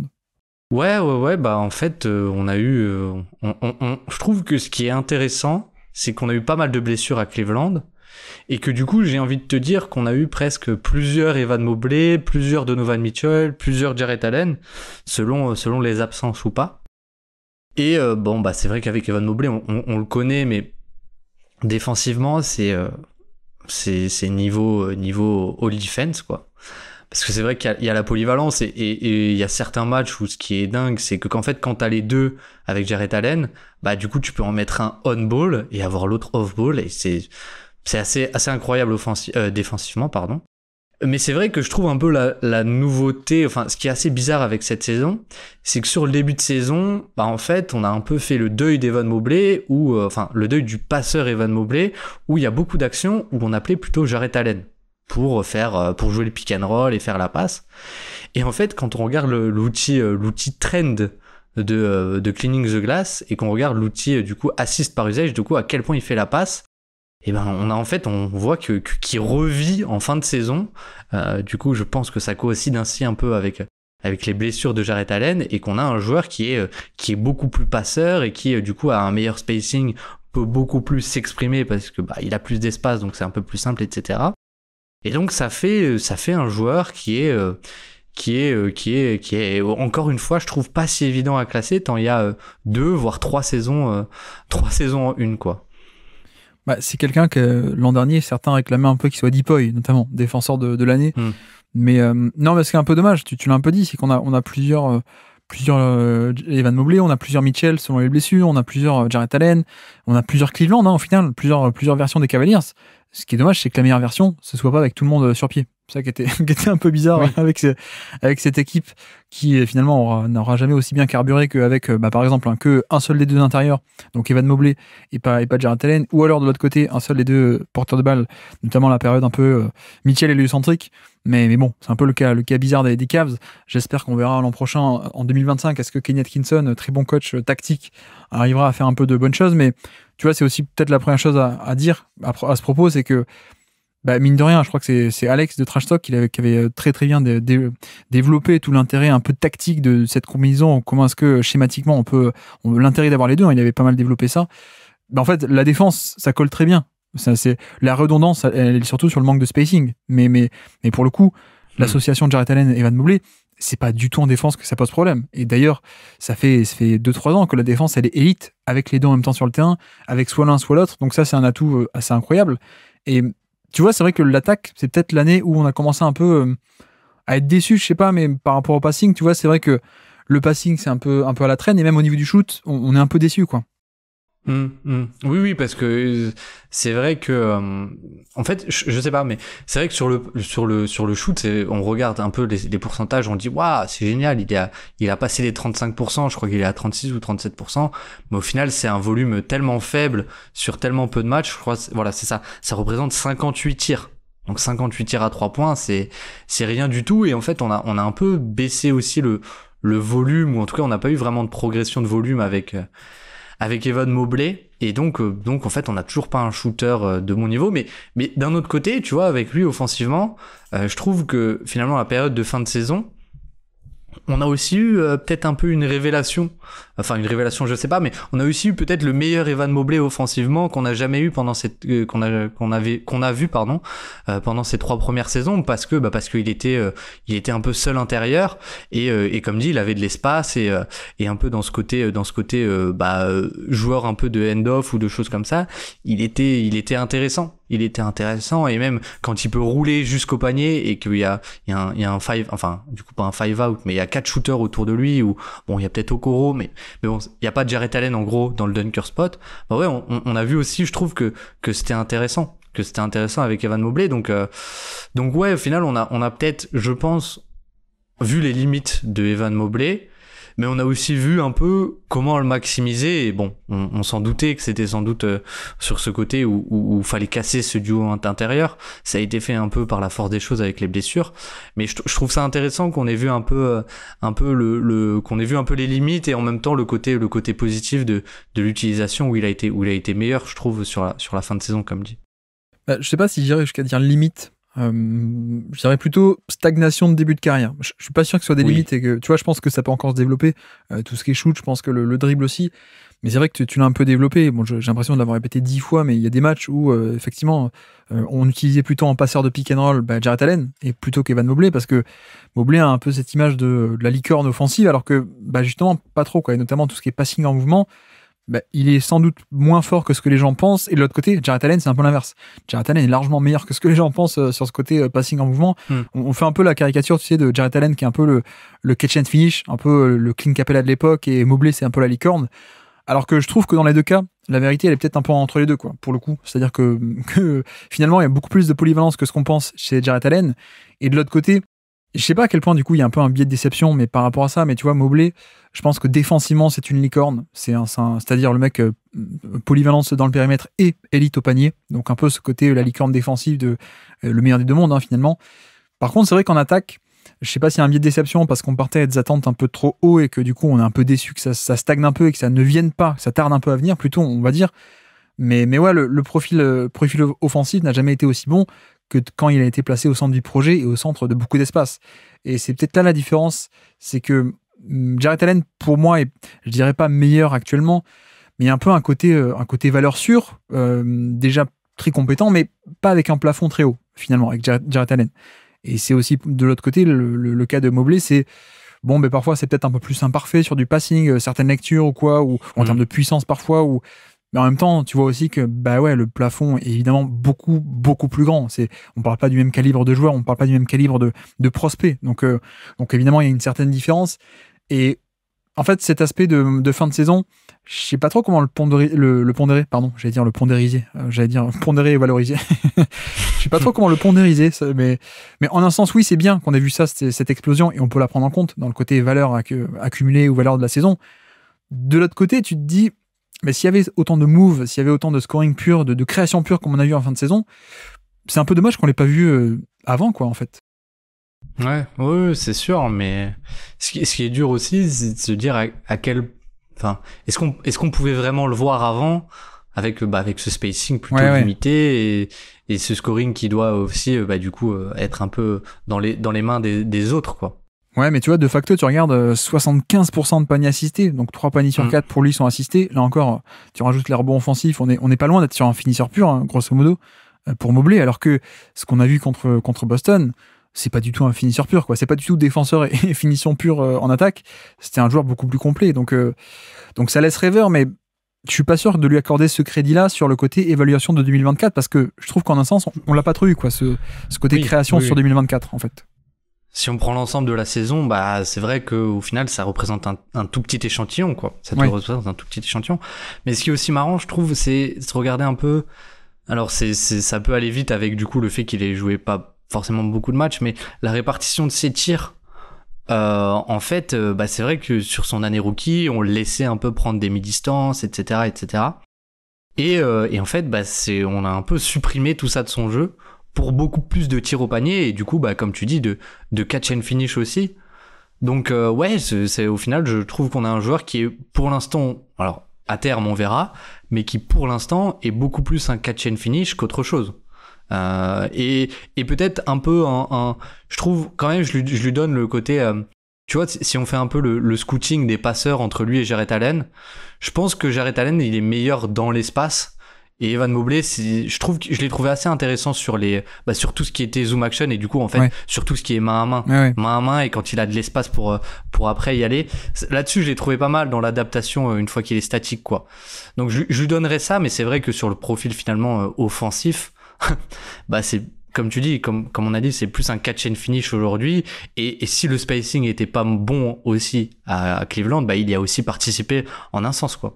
Ouais, donc un peu un côté déchiré entre le potentiel, mais qui ne s'est pas encore complètement concrétisé. Certaines, peut-être un biais de déception d'un côté aussi par rapport à ça. Mais tout de même un joueur qui est assez élite dans son registre, pour le coup, de finition pure, qui est aussi assez intelligent, altruiste, etc. Donc ça fait aussi du bien. Et par contre, c'est vrai qu'après la défense, on l'a pas trop développé encore, mais la défense, elle est clairement de niveau d'élite. Et en fait, pour moi, la question... Et en fait, tout est lié en basket. Tu joues une possession en attaque, il faut ensuite aller en défense. Donc tout est lié, évidemment. Mais la question, à mon sens, c'est à quel point est-ce que lui peut être, en gros, à lui seul, une ancre défensive, un peu le seul pivot d'une équipe, entre guillemets. Parce que c'est vrai que, tu vois, pour l'instant, je dirais pas que... Enfin, c'est un défenseur d'élite, on est d'accord. Après, pourquoi est-ce que Cleveland était à ce point fort? C'est parce qu'il y avait aussi Jarrett Allen. Et que soit les deux en même temps, c'est fantastique, soit c'est l'un, soit c'est l'autre, et c'est très bon. C'est pas fantastique quand il y a qu'un seul, mais c'est très bon. Et je dis pas que j'en doute, mais c'est vrai que pour l'instant, tu vois, on peut pas faire genre, c'est un peu comme Gobert, le côté héliocentrisme défensif, la défense à l'élite, c'est que Gobert. Je pense qu'avec Mobley, on est plutôt sur un cas où, un peu le cas Giannis Brook Lopez à l'époque de Milwaukee. D'ailleurs, on a parlé de Brook Lopez aujourd'hui, mais on est plutôt dans ce cas-là, plutôt que dans le cas facile de tiens, la défense, c'est lui. La défense de Miami, c'est Bam. La défense de Minnesota, c'est Gobert. Donc il y a un peu tout le crédit qui reviendrait à ce jour-là. Mobley, on est un peu partagé, mais par contre, tu vois, c'est vrai qu'on a... Autant je pense que parfois Jarrett Allen est un peu sous-estimé sur la mobilité, autant avec Mobley on est clairement sur un défenseur d'élite de mobilité, de switch, qui a aussi un périmètre défensif assez incroyable, un volume off-ball assez incroyable, qui en termes de protection de panier est assez élite, avec en plus ce style, un style un peu, comment dire, un peu à la Anthony Davis, c'est-à-dire pas tant que ça en puissance, pas sur le côté je saute au panier avec un coffre très épais, je vais en casser le choc et puis repousser l'adversaire, mais un côté comme Davis, de très agile, de je passe un peu sur le côté, j'ai le bon timing et je joue sur les centimètres en fait. Et en termes de le fameux, toujours pareil, mais la perte d'efficacité infligée au panier, il est dans les top 10, je crois, si je dis pas de bêtises. On est quasiment à moins 10%, la barre symbolique des moins 10% d'efficacité, de perte d'efficacité infligée au panier. C'est élite, c'est devant Giannis d'ailleurs, au passage, si ça vous intéresse. Mais voilà, on a un peu ce côté, autant l'attaque, il y a des nuances à mettre, je pense, autant la défense, on est vraiment sur une vraie licorne défensive, en fait. Ouais, non, mais c'est assez hallucinant. Et moi, je pense que aujourd'hui, il y a très peu de joueurs sur lesquels je me demande plus, en fait, qui m'exciterait plus que, tiens, lui, on va lui donner son équipe. Et je pense que Evan Mobley, on me dit, ok, Evan Mobley, il part de Cleveland et on lui donne son équipe. On va dire défensivement, en tout cas, évidemment. Mais j'adorerais voir ce que ça donnerait Evan Mobley avec son équipe défensive, où vraiment on essaye de faire en sorte que justement ce soit lui la défense. On peut lui donner son équipe et que ça soit à Cleveland en même temps aussi. C'est pas impossible que juste on échange Jarrett Allen. mais oui, mais en fait, comme tu dis, c'est là où c'est dingue, c'est que si tu prends les joueurs qui sont à plus de moins 10% d'efficacité au panier, donc tous les joueurs qui sont au-dessus de lui ou à côté de lui, en fait, t'as Porzingis, Gobert, Kessler, Zubac, Chet Holmgren, Isaiah Hartenstein, Wembanyama et Joel Embiid. Et en fait, quasiment tous, on verra pour Wemby, et peut-être que Hartenstein est le seul qui sort un peu, mais c'est que des, j'ai envie de dire, spécialistes de la défense du panier, et qui sont souvent des intérieurs de drop, et qu'on essaye de protéger, même Embiid, on essaye de lui faire des pré-switch, Porzingis des pré-switch, pour qu'il reste proche du panier. Et ce qui est dingue, c'est qu'avec Mobley, c'est le seul de cette liste qui a aussi le côté polyvalence défensive, et je peux être mis off-ball, je peux faire du switch, je peux monter plus agressivement, etc. Et du coup, ça donne un cocktail défensif qui est hallucinant. qui est hallucinant, qui est en termes de valeur, je trouve, est assez dingue. Et le fait monter assez haut automatiquement, j'ai envie de dire. Et donc, justement, jusqu'où ça le fait monter? Passons au classement. Où est-ce qu'on se projette dans ce classement? Il est possible qu'on fasse des reclassements, je pense, en même temps qu'on le classe lui. Tu vois, un joueur, par exemple, devant lequel je peux pas le passer, clairement, je pense que c'est un peu la range Wembanyama. Je peux pas le mettre devant Wembanyama ou devant Chet Holmgren. Ça, je pense assez facilement. Si on a remonté Jaren Jackson Jr. aussi, est-ce que en termes d'impact, voilà, moi je le situerais peut-être au niveau d'un Jalen Williams au final, peut-être dans cette zone-là. Après voilà, là du coup on doit le comparer à James Harden. C'est assez différent en termes de joueurs. je sais pas, mais même un Siakam, tu vois, je trouve que ça se vaut aussi pas mal au final. Parce que Siakam, il y a quand même moins de compromis offensifs, mais c'est moins transcendant défensivement. Ah, pour moi, il est nettement au-dessus de Siakam. Enfin, je comprends ce que tu dis, mais pour moi, il est quand même nettement au-dessus. Oui, mais je disais, la range, on va dire, la plus basse que je peux aller, c'est Siakam. Okay. Et je dirais la plus haute, c'est sans doute peut-être Wemby, quoi. Je peux pas le mettre devant Wemby. Ouais, effectivement. Alors pour moi, Evan Mobley, Chet Holmgren, c'est Evan Mobley avec un 3 points. Et donc ça fait aussi beaucoup de différence. C'est ça. D'ailleurs, je me demande s'il pourrait pas monter encore un peu Chet Holmgren. Je sais pas. Mais non, mais ça, c'est effectivement, il y a un peu cette limite par rapport à l'attaque. Après, la question, c'est où est-ce qu'on le situe ensuite à partir de là. Je sais pas trop. Je serais peut-être enclin de casser un peu ce groupe de pivots et donc éventuellement de faire un mini reclassage. Est-ce qu'on ferait pas un truc du genre Chet Holmgren ou Wembanyama, puis Evan Mobley, on le mettrait là, ça ferait un tir groupé, et on le colle aussi à Jalen Williams. On fait remonter un peu Jalen Williams, tu vois. Ouais, ça me va. Moi, remonter Jalen Williams, ça me va. Hein. Parce que de l'autre côté, Draymond Green et Jaren Jackson, c'est des saisons un peu plus moyennes. Et donc en plus, ça nous permet de faire exploser un peu ce groupe de pivots. Si on met un Jalen Williams là-dedans, c'est quand même, on peut pas nous accuser que ce soit trop facile de mettre tous les pivots ensemble, hein, grosso modo. mais ouais, ça peut mêler un truc comme ça. Mais alors du coup, retournons sur Jarrett Allen. Ça me dérange qu'il y ait pas mal de distance entre les deux du coup. Ben oui, je comprends, parce qu'avec tout ce qu'on a dit, on a quand même dit que Jarrett Allen, au final, n'était pas si éloigné de lui, quoi. Mais où le monter, je sais pas du tout. Waouh. C'est une bien vaste question. Parce que Jarrett Allen, c'est peut-être un joueur assez sous-estimé et finalement peut-être un peu mal compris aussi, quoi. Parce que il est peut-être un peu moins comment dire, atypique que Evan Mobley parce qu'il est moins fort sur du switch, mais il est aussi capable de switch défensivement. Et comme dit, le passing est un peu meilleur. Il y a peut-être un peu plus de taux d'autocréation, même si c'est pas génial. Donc peut-être je sais pas. Au niveau de Derrick White encore, je sais pas. On ferait monter qui alors, que Jarrett Allen du coup, on laisserait Hartenstein et Brook Lopez en bas.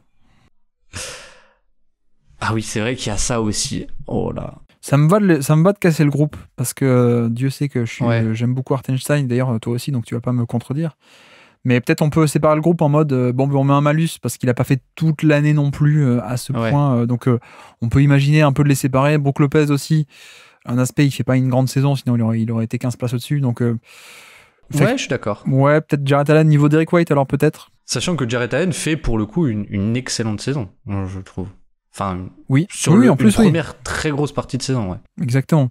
Après, tu vois, il y a ce truc de ouais, mais quand même, c'est qu'un pivot. Est-ce qu'on le fait passer devant des créateurs type Ingram, Jalen Brown, Jamal Murray? J'ai l'impression d'avoir cette barrière mentale, mais en même temps, de l'autre côté, tu vois, cette barrière, j'ai un peu réussi à la casser sur des stars. Pour moi, Rudy Gobert, facilement, peut être devant certains créateurs principaux. J'ai un peu fait ce truc-là. Et là, j'ai un peu l'impression d'avoir un blocage sur la catégorie au-dessous, alors que peut-être qu'il faudrait pas que je l'ai. Non, en fait, il faut être sûr de ses convictions. Et si la défense, elle est importante, quoi, mine de rien. Un peu par cohérence intellectuelle, en fait, pour le coup, tu vois. Oui, je vois. Tu peux pas dire blanc et faire noir, quoi. Bah, surtout qu'en fait, Jarrett Allen, c'est pas la Rolls-Royce de la protection de panier ou de la défense intérieure. Mais Jalen Brown, Jamal Murray, c'est pas non plus la Rolls-Royce de la création offensive, tu vois. Donc, voilà. Ça peut s'entendre, mais... Ok. Moi, mais il va falloir un peu retravailler là, parce que les créateurs secondaires, ou en tout cas créateurs stars, ça va dans tous les sens. Là, tu vois, on a DeRozan qui est au-dessus, on a Ingram qui est en dessous. Je sais pas, ça me plaît pas trop. Ça va falloir un peu tout refaire. On arrive à la fin, faut tout refaire. Ouais. Moi, à choisir, comme ça, je te donne mon avis. Je remonterai Jarrett Allen. Je laisserai du coup Hartenstein et Brook Lopez ensemble. Ouais. Je remonterai Jarrett Allen en dessous de Derrick White. Ouais. Voilà. C'est ça, ouais. Et du coup, moi, je descendrais peut-être sur le tiers au-dessus, là. J'aime bien le Chet, Wemby et Mobley, Jalen Williams, et après, peut-être même que, franchement, monter James Harden devant Sabonis et Draymond Green, ça me choque pas non plus. Mais voilà. Non, mais après, tu vois, je pensais à un mec comme DeRozan qui est 5 places au-dessus de Jarrett Allen, alors que un Brandon Ingram, il va être 1 ou 2 places en dessous. Est-ce que vraiment il doit y avoir une distance aussi grande entre un Ingram et un DeRozan? C'est peut-être Ingram qui est un peu bas, alors, pour le coup. Parce que tu vois, ça me choque moins. Jaylen Brown, Jamal Murray, il y a du scoring, efficacité moyenne, mais pas trop de passing. Je trouve que peut-être Ingram, on l'a mis un peu bas, alors, finalement, Ingram. Est-ce qu'on pourrait pas juste monter Ingram au niveau de Siakam, par exemple? Tu vois, un truc comme ça? Oui, mais c'est vrai qu'ils ont un peu le boost de la création secondaire qu'un Jaylen Brown n'a pas du tout. Donc, et je pense que d'ailleurs, c'était l'argument pour mettre Ingram devant Jaylen Brown. C'était l'argument principal. Oui, oui, tout à fait. Ouais, faisons comme ça. Donc ça se défend. Donc ça fait un beau bordel, mais ok. Petit à petit, on va y arriver, par cohérence, en tout cas. En tout cas, on se tient à une logique. Et comme ça, on va jusqu'au bout de la logique, parce que sinon, si on prend plusieurs logiques, on va aller dans tous les sens. Mais ok, bon, mais ça me va pour Evan Mobley. Ok, après c'est 20 minutes à reclasser plein de monde qui ne sont pas Evan Mobley. Bref, petit quiz du jour. On est encore sur un contre. C'est un bloc spécial contre aujourd'hui. On est sur un contre par derrière sur une tentative de dunk de Obi Toppin. Nous sommes le 3 novembre 2023. C'est un match de la Coupe de la Ligue, tu sais, avec les parquets dégueulasses là. Qui est sur le terrain au moment de ce contre par derrière de Evan Mobley qui vient sauver l'action et effacer le dunk de Obi Toppin. Bah du coup, le 3 novembre, tu m'as dit, c'est ça. Donc je pense déjà il me semble que Darius Garland s'était blessé à la mâchoire en début de saison. Donc je pense qu'il y a Donovan Mitchell. Exactement. Sans Darius Garland. Non, mais cela dit, il n'est pas blessé, parce qu'il s'est blessé début décembre. Donc je crois qu'il était encore sur pied là. Il s'est pas déblessé au deuxième match de la saison contre Toronto à l'œil peut-être, pas à la mâchoire, c'est l'œil. Oui, à l'œil, ouais. Pardon. Oui. Je confonds. Mais ok, bon bah coup de chance du coup. Mitchell, du coup, je vais dire Mitchell, Mobley, Allen. Allez, on va Allen n'est pas là, non. Max Truss est là, tout à fait. Je vais tenter le Craig Porter Jr. Non, vu qu'il y a... ce n'est pas lui l'autre porteur de balle. L'autre porteur de balle, ce n'est ni le rouge, ce n'est ni le bleu, ce n'est ni le jaune. C'est le vert. C'est le vert, tout à fait, Caris Levert. Et du coup, il m'en manque un ou deux. Un. Il t'en manque un. Okoro. Non, il a fait la guerre. Il a fait la guerre. Qu'est-ce qu'il a fait la guerre? C'est un tank qui a fait la guerre. Bah, du coup, le tank, j'avais envie de dire Georges Niang. Exactement, c'est le Georges Niang, le tank, tout à fait. Ah oui, c'est ça l'indice. Ah oui, d'accord, ok. Le minivan. Exactement. Et du coup, après, il me reste Indiana. Côté Pacers, ouais. Haliburton. Oui. Haliburton. Début de saison, il était là. Je vais dire Bénédicte Mathurin. Tout à fait. Qu'on n'a plus vu en fin de saison. C'est vrai? Oui. Ok. Du coup, j'ai Obi Toppin. Je vais dire Miles Turner. Non, c'est pas Miles Turner. Ouais, c'est plutôt la seconde unit en fait. Du coup, Isaiah Jackson. Ce n'est pas Isaiah Jackson non plus. C'est un pivot drafté top 10 dans son équipe, mais qui a été assez vite dégagé. Qui a été drafté par Phoenix. Et qui est depuis assigné à Chicago, si je dis pas de bêtises. Jalen Smith. Exactement, Jalen Smith. Il en manque deux. Un mec des Bahamas. Un joueur des Bahamas. Ça te parle ça ou pas? Oui, il y en a pas beaucoup. Je crois qu'il y a Ayton et il y a Buddy Hield. Exactement, c'est Buddy Hield. Et puis le dernier. Et le dernier, je vais tenter un Nesmith, un Ron Nesmith. Non, c'est un autre AN. AN? Andrew Nembhard. Exactement, tout à fait. Donc voilà qui est sur le terrain.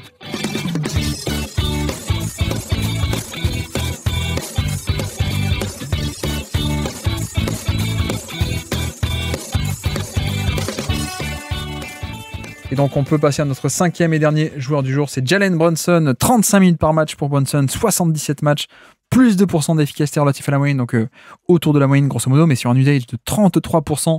Et là je parle de l'usage de Basketball Référence qui ne prend en compte que le scoring et pas le passing. Mais on est vraiment sur l'explosion au plus haut niveau pour Jalen Brunson, à un niveau où d'ailleurs on l'espérait même pas en fait. Oui, bah, clairement, au final, c'est sa 2e saison au Knicks, si je ne dis pas de bêtises. Oui. Et c'est vrai que sa première saison au Knicks avait déjà été un peu une explosion en soi, parce qu'il y avait eu les responsabilités, etc., qui étaient arrivées.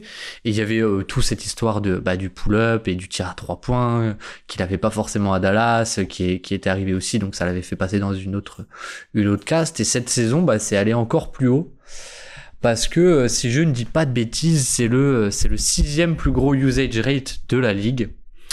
Tout simplement, de Cleaning the Glass. Donc, c'est vraiment, on est passé sur presque une attaque héliocentrique de Jalen Brunson, mais pour plusieurs raisons quand même, je pense. Parce que, mine de rien, il a joué 77 matchs, mais au Knicks, il n'y a pas beaucoup de joueurs qui ont joué 77 matchs, avec soit les trades ou toutes les blessures qu'il y a eu. Et donc, je pense que je suis content d'avoir Jalen Brunson aussi pour dire que c'est pas c'est pas un porteur de balle héliocentrique comme les gens le pensent, comme cet usage pourrait laisser penser. Et parce que il y a quand même, mine de rien, du coup, alors sur le positif du on-ball, il y a quand même un jeu et une maîtrise du pick and roll qui est assez incroyable. Il y a la plus-value de, quand même, s'il y a un switch, il peut créer soit face au gros, ou même parfois il peut créer sur de l'isolation, donc sans demander un pick, sur du post-up face à des petits. On l'a vu toute la saison, même en playoff. Mais du coup, ce que je voulais dire, et c'est pour ça que bon, je suis content de l'avoir, et je suis content que tu me l'aies donné, c'est qu'il y a une certaine malléabilité, quoi, avec une certaine flexibilité, et qu'on voyait notamment sur le début de saison avec Julius Randle, parce que Jalen Brunson, il peut être mis off-ball, et il a un certain jeu off-ball, et je crois que sur les tirs en spot-up, ça représente quand même 11% de son jeu, pardon. Et c'est tout simplement, donc, le joueur le plus efficace de NBA sur les spot-up. Et ça représente 10% de son jeu. Et du coup, où est-ce que je voulais en venir avec tout ça? C'est que cet usage, faut peut-être pas s'y méprendre, c'est un joueur qui a un volume de responsabilité, et il a réussi à l'encaisser toute l'année en étant plus efficace que la moyenne, 102 de true shooting plus du coup. Mais malgré tout, je pense que c'est pas un joueur héliocentrique, on va dire dans la caricature du joueur héliocentrique. Et donc je trouve qu'il y a aussi une petite valeur en plus de ça quelque part sur Jalen Brunson, quoi. Alors juste pour dire, au niveau des spot-up, c'est pas que des tirs en spot-up, c'est des situations en spot-up. Donc parfois ça peut être aussi je reçois la balle en spot-up et je drive, tu vois. Donc il y a pas que des catch and shoot, je veux dire. Donc pour ça on peut aussi regarder les catch and shoot, mais je te rejoins sur cet aspect de en fait comparé au standard en fait de joueurs héliocentriques, comme on dit, donc autour de qui tout va tourner, qui ont un gros volume, etc. C'est vrai que par rapport à ces standards, on est quand même sur quelqu'un de très polyvalent. Après, c'est parce que les standards de ce type-là sont quand même assez bas en termes de rigidité de profil. Mais non, mais c'est vrai que c'est une vraie valeur. Et je pense que le point principal, c'est aussi à quel point est-ce que le shoot fonctionne. Le shoot à 3 points. Et ne serait-ce que cette menace, comme tu dis, un spot-up en catch and shoot. On a quelqu'un qui enchaîne pour une 2e année consécutive un 40% à 3 points. Et qui, en fait, si tu prends depuis 4 ans, il a fait 4 saisons, il a fait 3 saisons sur 4 à plus de 40%. Et si on fait la moyenne globale, il est 40% aussi sur 4,5 tentatives par match. Et ce qui est bien, c'est que cette année, et même un peu l'an dernier, mais cette année de plus en plus, on voit apparaître le pull-up à 3 points. Donc ça, c'est intéressant. Mais ce que je veux dire, c'est que c'est un bon shooter depuis le début. Donc déjà, il y a ce côté où, en fait, il y a cette simple polyvalence-là, en fait, cette simple flexibilité de au moins, au grand minimum, tu peux le mettre à côté d'un Randle qui va créer son truc au poste bas. Il peut au moins être dangereux à 3 points, il va être respecté à 3 points. Donc ça, c'est bien. Mais en même temps, on a aussi ce truc de, en fait, pour moi, ce qui est assez incroyable avec Brunson, c'est que il n'arrête pas de passer les étapes. Et à chaque fois, tu dis, bon, ça y est, on arrive au maximum. Et en fait, à chaque fois, l'obstacle est franchi et on prend la marche d'après, quoi. Donc c'est ça qui est assez incroyable, c'est que il commence à Dallas, on va pas faire tout le parcours, mais il passe de un joueur de banc à finalement il explose en 2022 en un titulaire qui s'impose alors qu'on a déjà un autre porteur de balle dans l'effectif. Donc ça, c'est assez admirable, entre 21 et 22. Ensuite, en 22, il fait une bonne année free agency à New York, bon, free agency entre guillemets, parce que bref, les Knicks, ils sont très forts. Mais donc il va aux Knicks, on se dit, c'est pas pareil d'être le titulaire à côté de Doncic et de devenir avoir son équipe. Et là, il passe il passe le test sans problème. Et là, cette année, c'est encore plus. C'est pas juste, je suis un peu au centre du projet, je suis encore plus au centre du projet. Le volume a continué à augmenter. Et là encore, l'étape est passée sans problème. Donc j'ai hâte de voir l'an prochain. Tu vois, Baptiste, qu'est-ce qui va se passer l'an prochain? Est-ce que là, actuellement, au moment où on parle, en octobre, on se dit non, je pense pas qu'il fera une saison All-NBA First Team. Je suis pas sûr qu'il ait ce potentiel-là quand même. Ok, rendez-vous en mai. Rendez-vous en mai, on verra ce qui se passe. Moi, je prends pas ce pari. Hein. Moi, je prends pas ce pari. Au bout d'un moment, il faut arrêter de se mettre des bâtons dans les roues, quoi. Il faut apprendre. Non, mais tout ça aussi pour dire que, tu vois, en termes d'efficacité, par exemple, on est seulement à plus 2% relatif à la moyenne, alors que l'an dernier, on est dans la même zone que l'an dernier, hein, grosso modo. Donc, c'est pas si efficace que ça. On est comme l'an passé, mais sauf que on le fait sur un plus gros volume. Donc déjà, ça en soi, c'est quand même assez appréciable. Le fait de faire la même chose sur beaucoup plus, ça fait aussi partie de... Enfin, c'est mieux, c'est forcément mieux, mais il y a tout un aspect, en fait, au-delà du scoring, qui tout de même est important, mais tu vois, on n'est pas sur du 1 pour 1 avec d'autres mecs qui seraient avec des efficacités un peu juste au niveau moyen et pas plus. Il y a toute une valeur aussi de création collective qui part, en fait, du pick and roll de Brunson.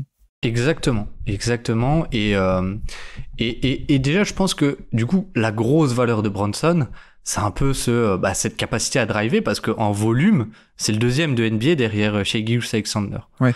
Et du coup, ce qui est intéressant aussi, on a un peu parlé, mais enfin, à Dallas, je sais pas si tu te souviens, mais c'était en termes d'efficacité le meilleur driver de NBA, quoi. Ouais. Et là, il est 20e, je crois, voilà, il est 20e. Enfin, attends, non, juste pour dire, le meilleur driver de NBA en termes de, sur les tirs tentés en fin de drive, mais pas sur l'efficacité globale, oui. Quand tu rajoutais les lancers francs, etc., il était seulement top 5, top 10, je crois. Mais non, et sur le côté efficacité sur les tirs pris en fin de drive, et sans les lancers francs, c'était le meilleur de NBA en 2022, ouais, tout à fait. Et ça a un peu baissé. Bon, voilà. Mais du coup, sur ce côté-là, ça a un peu baissé parce que le spacing des Knicks. Et je pense que sur la réussite en fin de drive, c'est vraiment quelque chose où le contexte peut peut-être un peu influencer. Et c'est vrai que du coup, c'est pas l'exercice du jour, mais avec Karl Anthony Towns, on peut projeter peut-être pas un retour à la première place, mais peut-être passer là il est 20 ou 21e à retour dans le top 10 ou dans le top 5, et donc peut-être encore une marche en efficacité, etc.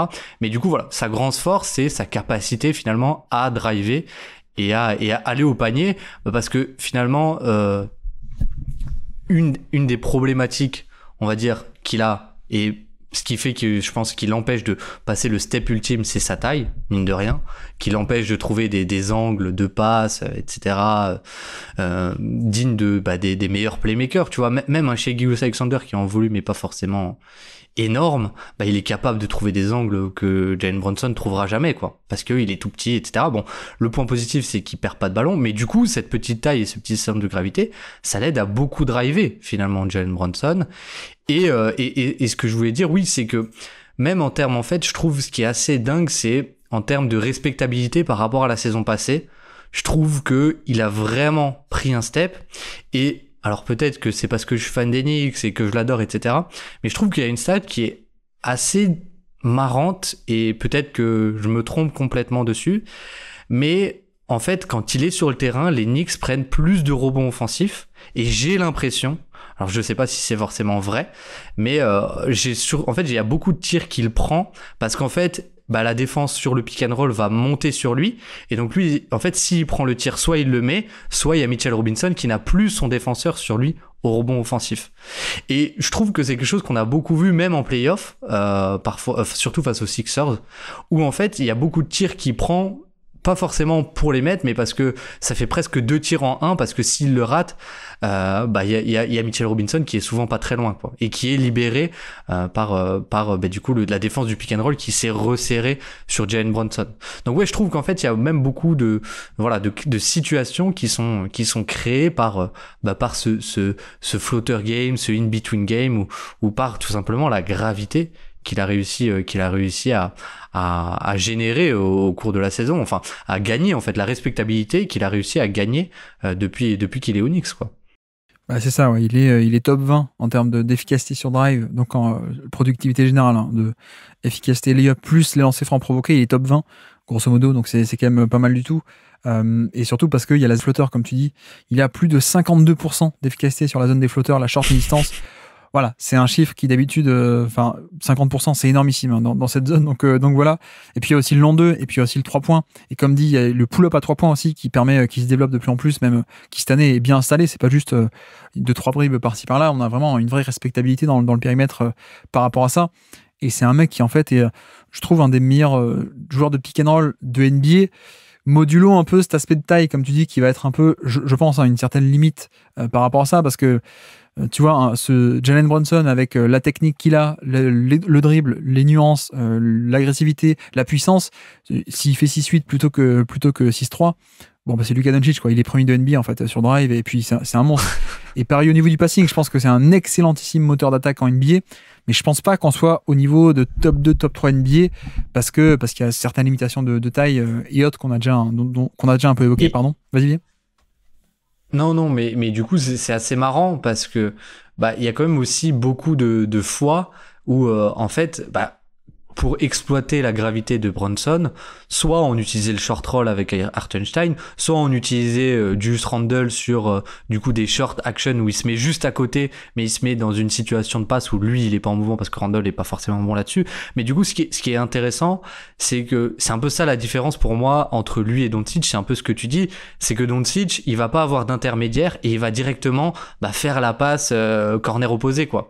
Bon après Doncic c'est une anomalie, mais voilà Brunson il va avoir besoin, pour moi, il aura toujours besoin de ce joueur qui est capable d'exploiter sa gravité parce que il peut pas le faire lui-même parce que quand il est pris à deux, souvent il peut pas passer au-dessus et la seule passe qu'il a, c'est à terre quoi, c'est à terre et il peut pas tu peux pas faire une passe à terre en parcourant tout le terrain quoi. C'est ça que je veux dire. Mais du coup, je t'ai coupé, mais oui, pour moi, c'est un peu, pardon, la différence entre lui et les tout meilleurs playmakers de NBA, quoi.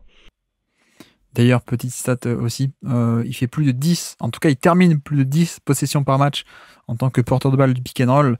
Il est à 1,05 points par possession, c'est dans le 90e centile. Voilà, c'est pas mal. Et Doncic est à 1,07, donc on n'est pas si loin non plus. Donc pour dire aussi à quel point est-ce qu'on a été efficace cette année avec lui. Et puis la défense, alors qu'est-ce qu'on pense de la défense ? La défense, c'est un peu pareil. Il a les limitations de son physique, c'est sûr. Et sur des séries de playoffs, on va tout le temps le cibler et essayer de l'impliquer en gros dans le jeu, que ce soit un pick and roll ou un double écran ou des choses comme ça. Mais je trouve que déjà c'est un bon défenseur qui fait comment dire de positionnel quoi. Il sait se placer, il va toujours être bien placé et puis il y a le petit bonus quand même il se place tellement bien que il provoque énormément de passages en force. Tout simplement parce que les Knicks ils chargent beaucoup, c'est un peu une de ces équipes qui charge beaucoup le terrain et le porteur de balle et donc la raquette et donc si Brunson il est pas impliqué sur le ballon, il va être impliqué en dehors du ballon et donc lui il va venir faire la rotation très très tôt et provoquer le passage en force, etc. Donc là il y a ça évidemment, mais mine de rien on peut pas nier le fait que qu'il a un malus défensif de par sa taille quoi, de par sa taille où il se fait quand même beaucoup cibler, je trouve, Jalen Brunson. Je suis assez d'accord. Je pense qu'il y a un compromis défensif, mais je pense qu'on l'accepte assez facilement. De par à quel point est-ce que la création offensive globale est très bonne. C'est vrai qu'on a toujours tendance à parler sous le prisme de l'individu, de est-ce qu'il est efficace ou pas, quel registre de passe il a, quel est son skill set, mais on a quand même affaire à un mec qui a montré qu'il peut porter de bonnes attaques en termes j'ai plus les chiffres sous les yeux, mais qui arrive à produire collectivement autour de ce pick and roll. Et surtout, en fait, j'ai en mémoire, tu vois, le côté la défense des Bucks qui est en drop à Noël ou à d'autres occasions, mais qui se fait démanteler parce que t'as Brunson qui est un peu le roi du mi-distance et le roi de ce côté, je vais d'un côté et puis de l'autre, le dribble, etc. Donc voilà pour Brunson qu'on connaît assez bien. En tout cas, on a parlé de lui toute l'année, donc on va pas redétailler, mais voilà un peu pour le profil grosso modo. Et donc classement, où est-ce qu'on se situerait alors ? Et quand même. 100e centile, donc c'est à son poste, mais en on-off offensif. Plus 14,7 de différence entre quand il est là et il est pas là.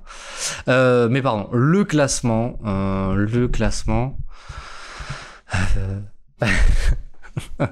Je sais pas du tout. J'ai peur d'être trop sévère parce qu'on est toujours plus dur avec ses enfants. Mais pour moi, deux joueurs qui se valent vraiment, je trouve, c'est lui et Donovan Mitchell. Je trouve que c'est vraiment deux joueurs qui, en termes de rendement, sont assez proches au final. Ouais, j'avais le même point de repère. J'avais le même point de repère. Je comptais un peu le coller. Après, est-ce qu'on le met au-dessus, est-ce qu'on le met en dessous? J'ai presque envie de le mettre un peu au-dessus parce qu'il a fait toute la saison en tant qu'héliocentrique alors que Mitchell un peu moins. Mais non, mais ça se vaut, je pense. Hein. Je pense qu'on est à peu près dans la bonne zone. Enfin, je trouve en tout cas. Puis je le trouve un peu plus fort dans tout ce qui est nuance et création pour lui que Mitchell. Je trouve qui est un peu moins comment dire. Ouais, un peu moins, j'ai presque envie de dire un peu moins technique, mais il a pas tout ce jeu de footwork, etc., qui peuvent un peu servir, même si Donovan Mitchell a aussi d'autres arguments, hein, évidemment. Mais ouais, moi je l'aurais mis juste devant Donovan Mitchell au final. Est-ce que je le monte plus? Devant ou derrière, c'est la question, ouais. On peut le mettre devant, alors. On peut le mettre devant. Pour moi, c'est un peu kiff-kiff, hein, pour le coup, mais ok. Très bien, et donc faisons comme ça. Et donc petit quiz pour finir, nous sommes le 4 avril 2024.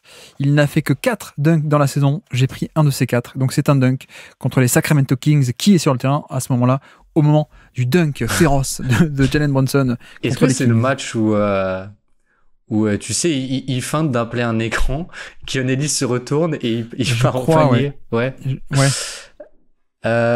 Du coup, je vais dire Keon Ellis. Exactement, Keon Ellis. Ouais. Je vais dire Josh Hart. Oui. Faut que je me concentre. Je vais partir sur les Knicks. Du coup, je vais dire Josh Hart. Je vais dire, je crois que Anunoby est pas encore revenu puisqu'il revient vraiment juste avant. Non. Donc, je vais dire Hartenstein. Oui, Hartenstein, en effet. Je vais dire Donte DiVincenzo. Oui. Et allez, Precious Achiuwa. Non, pas Precious Achiuwa. C'est un mec, tu dis son nom quand tu vois un truc de dégoûtant. Tu vois, tu vois des spaghettis qu'on a laissés dans le jardin, qu'on moisit, tu dis ah Burks. Burks, tout à fait. Alec Burks, il est sur le terrain. Notre ami Alec Burks. Et du coup, aux Kings, Keon Ellis, Domantas Sabonis. Oui. De'Aaron Fox. Non, pas Fox. Malik Monk. Pas Monk non plus. Quelqu'un qui est parti à Toronto d'ailleurs. Qui a été échangé à Toronto. Contre McDaniels. Ah, Davion Mitchell.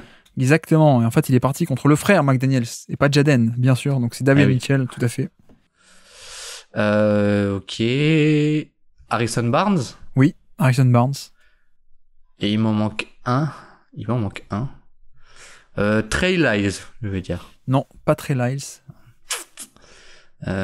Keegan Murray. Exactement, Keegan Murray, tout à fait.